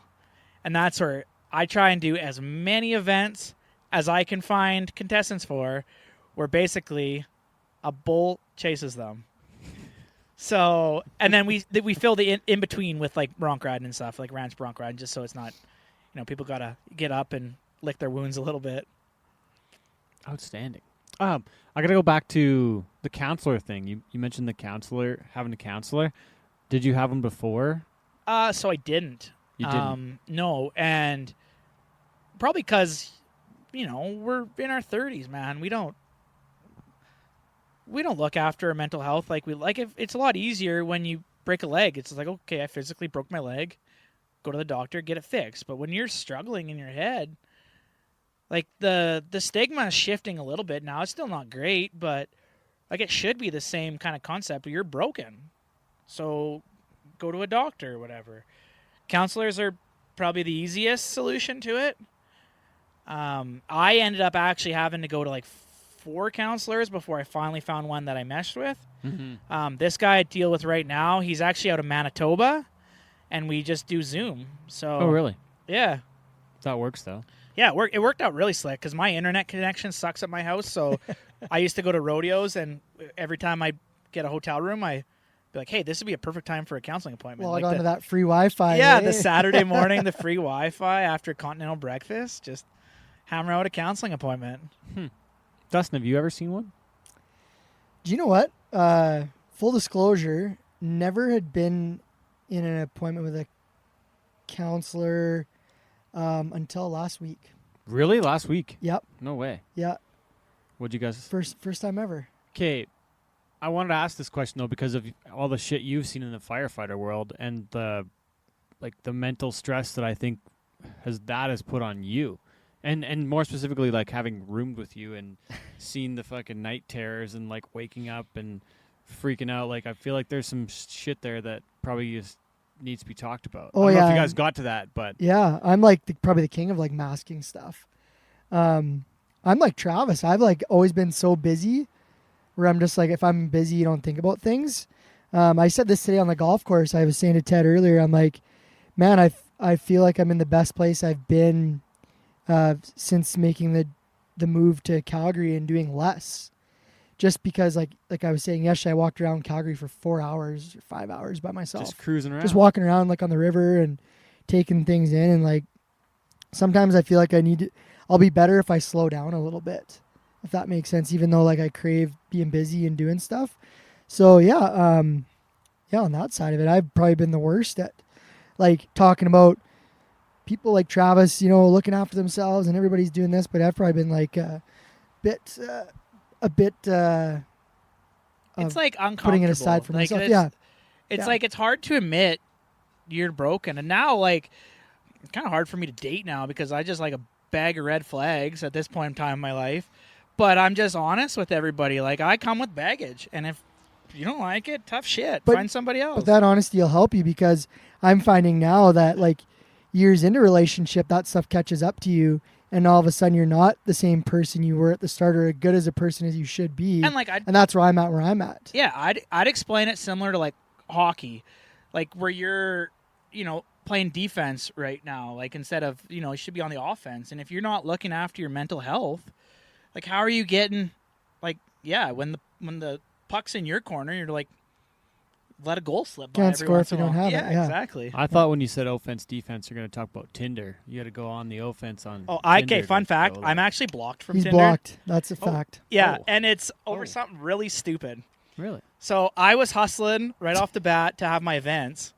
And so I'm like, Oh, you had an event thing with Tinder. yeah, so I was just like trying to figure out how to get different people to come to my events. And so I was like, man, Tinder is a great way to get all of this group of girls to come to my events. So I took down all of my pictures and I put up posters and like Of your events. of my events. This is a marketer. This is a marketer. So it goes against their community standards though, and they banned me for life. For life. Yeah. Oh, And you got to get a and fake Facebook account. And I just do tried another Bumble one. too, but Tinder and Bumble are owned by the same company. Oh, no. Yeah. Just get just make a burner Facebook Yeah. just for Tinder. Facebook dating is where it's at. Oh, okay. All right. Does All right, Facebook cool. have a dating app? Yeah. Apparently. That's what he's saying. I'm like Right 0 there. for 100 on dates though. Well, actually 1 for 100 maybe on dates. Hey, I seen you fly to Toronto for a date once. Holy smokes. Yeah, I go all in. How'd that go? They make fun of me at work because they're like, man, you got trap lines everywhere. I'm like, I well, live in Edson.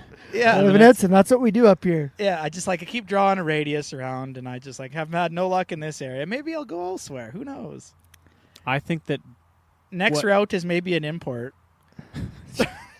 Mail order bride. oh dear. I found one time for like $2,500 and I'm like, this for sure is a scam. oh my Like god. I'm not sending $2,500. I was going to say, was it the best money you ever spent or worse? No. Holy How do you feel about working at the Element Zone? Yeah. Oh man. Oh no, so serious. I think that doing what you're doing in the community is probably something that could be helpful. 'Cause And you it's probably like- meet the right people in It's that. super space. therapeutical too, because it's like, so I can just go out there, have an event. Like I do quite a bit athletically. Like I'll just jump a bull just for the hell of it, and it's cool to see people see me at my high. And like my goal with it all is if everybody can hear my story, and then see me at my high, like man, if this guy can go through all of that, and to get to here, like. Sure, I can probably get through what I'm getting through because it's nothing compared to that. That's pretty cool to think when you think that way because everybody around there would know your story and know what happened and then be able to come out to your event and go, man, this guy built this. There's 800 people here. He just jumped a bull and we're having a great time and this is great for the community. And like, Yeah, and That's a then, pretty like, cool full circle moment if you're someone that said, man, that's the guy that, this happened to. And now look Yeah. at him. Because some people don't get that option. No, and like, Your legacy is going to be much different. so the one quote that I seen is and it resonates with me like to this day. It's like trying to make an impact while trying to earn a living. And like I think about that all the time. Like I have to Who make said that? I seen it on Facebook one day. Oh, okay. Maybe Pinterest, I don't know. I like that. It was George Washington said it. Yeah, but like that's like I need to make money off my events, otherwise like my power bill, they get a little mad when there's no money on it. So like, I gotta be transparent to make money, but I also don't want to make millions. I just want to make enough to pay for everything, and then if there's a little bit left over, we put it back into the community. I like it.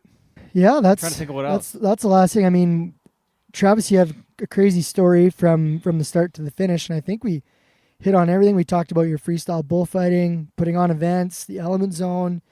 Yeah. Did we miss anything? I don't know, other than, if you're struggling, like there's way more people out there that are willing to help you. Case in point with my element zone that even I realized, like there's people texting me constantly like, hey man, where can I help? But you got to be willing to accept their help. And like, I was always just bad for just, I can do this myself. Well, you can until you can't. And like, I appreciate you for actually going to a counselor or whatever. And I kind of look at it now like it's getting your oil changed in your car. Like if you don't keep up the maintenance, like I go now, and I was telling somebody this recently, and they're like, well, you go to a counselor because you're got all this shit. I'm like, man, I'm going to a counselor right now for a point in my life where, like, actually you're probably worse off than I am right now, if we're being honest.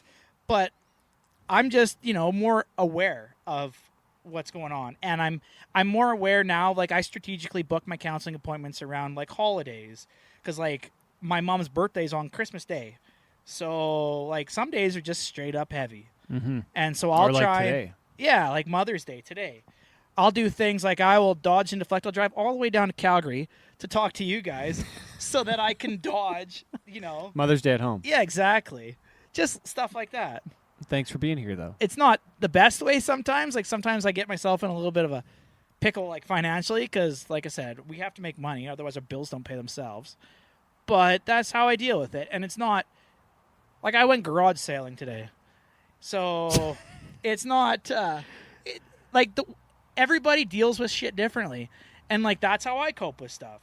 And if you guys make fun of me or whatever, tough shit. Did you get any I'm not good deals? making fun of you. You got a sweet bullfighter statue. Yeah, that I dropped. I spent $40 on it. I dropped it and broke You it. broke the head off. So that's Super glue? sweet. Can you super glue it back? Maybe. I'm going to try.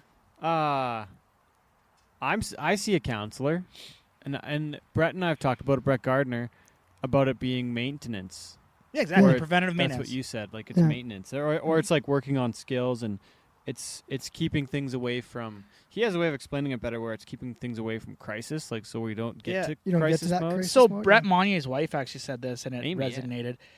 She's just like, if you keep shelving all of those thoughts, eventually that shelf's going to get too heavy and it's going to break.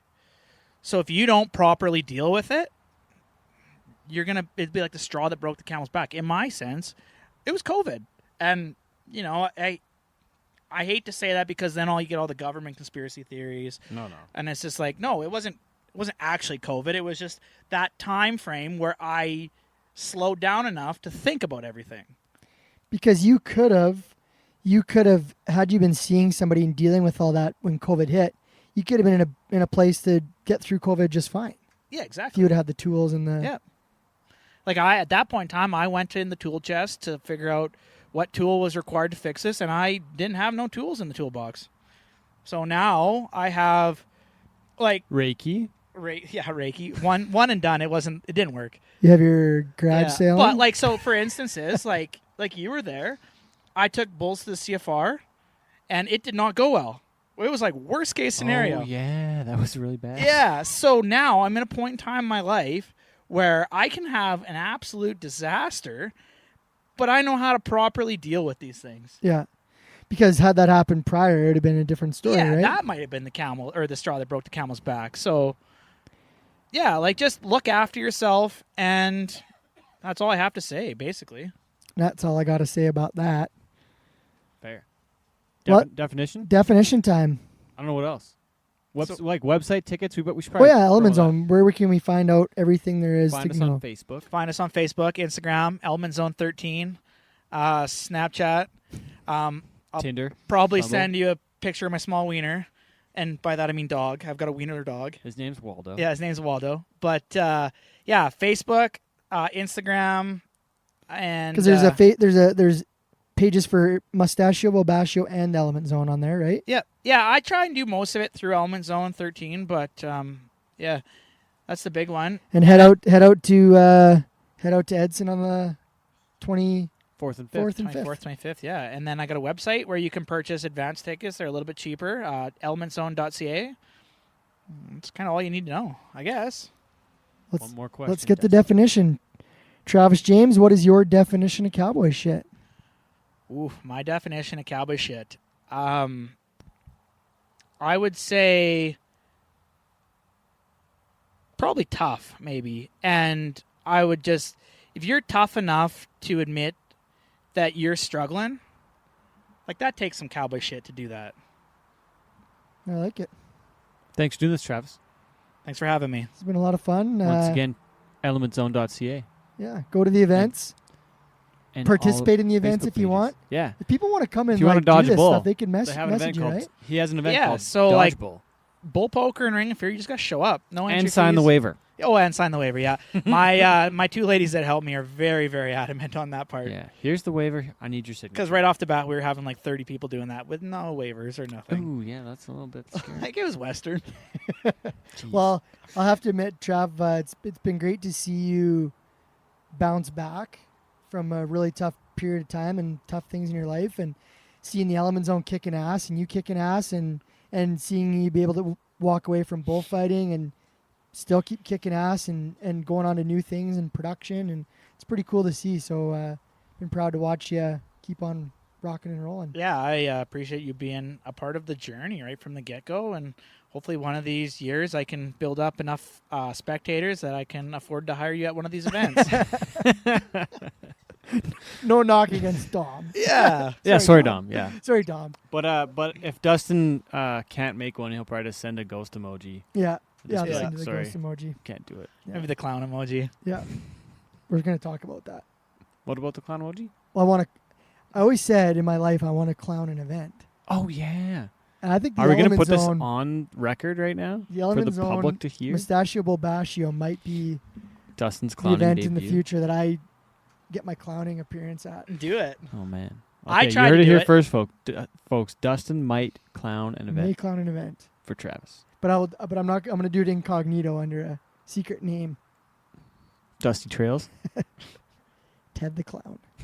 Okay, let's All wrap right, it up. lots of fun. Thanks, Trav. Thanks. Appreciate it. Yeah, thanks for having me.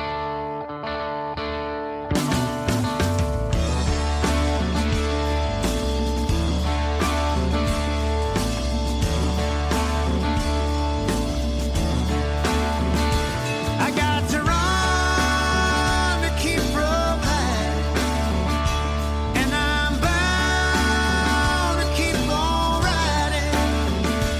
I got one more silver dollar. Hey, I'm not gonna let 'em catch me, no, not gonna let 'em catch the midnight rider.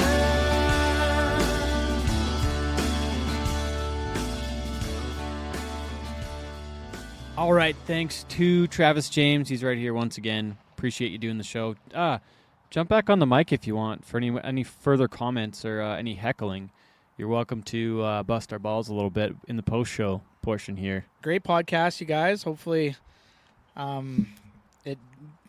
somebody gets some sort of value out of it, and if not, just keep looking after yourself. I guess that's the best thing I could say. Perfect. Are you cheering for the Oilers, Trav? Are you an Oilers fan? I actually don't like hockey. Oh, I that's allowed. Did you play? I tried to play, and Are we deflecting again? Yeah, we Is are. this But deflecting? quick story. I tried to sign up for hockey when I was little, and I would have been the worst kid on the worst team, and I'm too competitive for that. So But you like basketball. yeah, I'm a huge basketball fan right Yeah, now. Really? The Knicks and who was playing this The afternoon? Nuggets are playing the Timberwolves. Hell of a And series. is that the West Final? I don't follow that closely, but Oh, okay. Hey, he knew who the two teams were playing. You I got flew, to impressive. Toronto, I flew to Toronto for a basketball game When?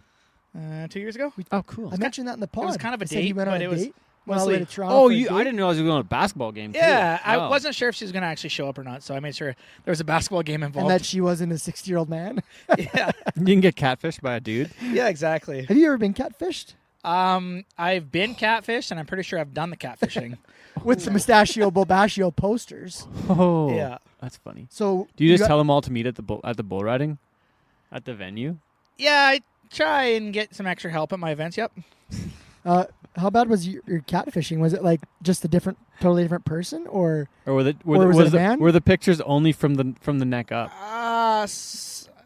She might even be listening to this podcast, but Uh-oh. she doesn't know who she is? Uh-oh. fuck it. I opened the door and she was a lot shorter than I was expecting, and Like, Well, are we like? a lot more compact. Maybe like if she was taller and things were stretched out just a little bit more, it would have been better. But it. But you I got did- catfish. I stuck around, had a hell of a supper, and But she didn't have balls, so that was probably a win. yeah, no balls, but Jeez. yeah, not what I was expecting.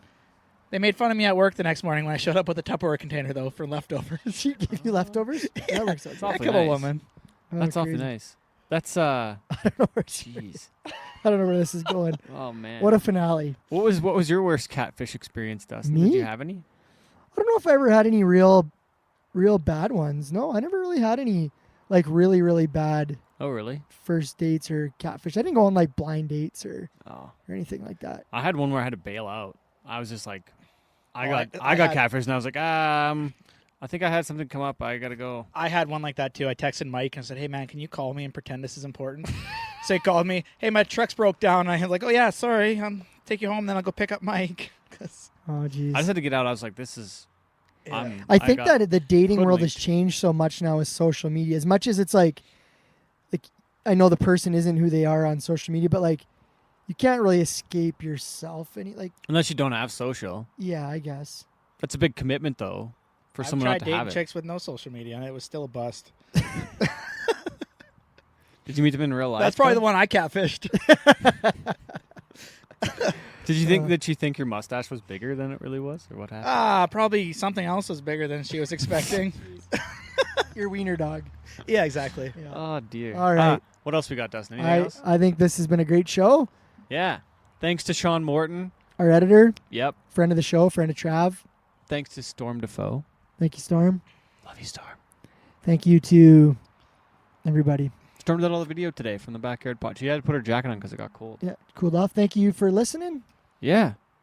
And And thank you for being our friends. Yeah. Thank you for being a friend. What do we else got coming up next, Ted? Oh, yeah. What day is it today? Today's May 12th, so the show will be out on the 15th. And then it's like long weekend, we're at home, and then it's full-on event mode. Then we'll Yep. see you in July, basically. Yep. But yeah, Brandon, Manitoba PBR Cup Series. I got to go do a shoe meeting on the 24th of May on Friday in Winnipeg, so I'm going to fly out there. We got Nolene show coming up, Nolene Hoffman on Canadian Tour with Charlie Crockett. May 23rd at the Grey Eagle here in Calgary. Yeah, it's gonna be fun. Yeah, that'll be good. We got to make our signs, Dustin. Yeah, our glitter signs. We'll have those ready for the show. And then as soon as she's off the stage, I got to bail to the airport because I fly out at 9:30, so I don't Oh, get yeah. to see Charlie Crockett. I'll I gotta watch bail. Charlie for you. Yeah, send me some Yeah. videos after. Should be good. Then Brandon. Then I go to GP with Matt and Cole. There'll be two Cole Robertsons in GP because Cowboy Cole Cole. and our Cole Robertson, Curtis's son, is working the events with us too. So I was texting Dan Boris the other day about a rooming list, and I was like, "Yeah, I need one for Matt Schneider, Cole Robertson, and myself." And he's like, "No, I already got Cole's on a separate contract. I already got a room for Cole. I don't need to. I don't need." You don't There's need two Cole Robertsons. And I was like, "No, there's two of the. This is our Cole Robertson. Then there's Cowboy, and Cowboy is spelled with an I." So, anyways, we do that, and then I got to go to London. Get to go to London, Ontario, for that same weekend. Then I'm gonna stay out there for Kingston for 2 days in Ottawa. Then fly back in time to finish up Rocky on Sunday with Cole and Matt, the 50th Rocky Pro Rodeo. So I'll finish that up and then hopefully be home for a little while, for like a week. Then we go to Wainwright, Ponoka, Bull Bustin, Clooney, Lions, Charity, PBR, June 28th, I think. And then busy Stampede. busy season begins. Yeah, and you got Leduc. Yeah, we'll go to Leduc Rodeo, Gleason. Bronc Match, Brooks Pro Rodeo. Go to Bassano Pro Rodeo, back at Airdrie Pro Rodeo end of June. Then we'll do some stuff at Calgary, and then out to Morris and Manhattan. Yeah, Bruce. The Bruce Stampede. Busy run. So. And then what do you got in August? We go to Toefield for Curtis Neufeld's PBR. We got Pincher Creek, Lethbridge. Yeah. Yeah, so be a busy summer. A wedding or two. What do you got, Travis? Maybe you'll come for my event in September. Hey. Maybe he'll get invited. Need a clown? Awesome. Okay. Thanks, everybody. Thanks for listening. You got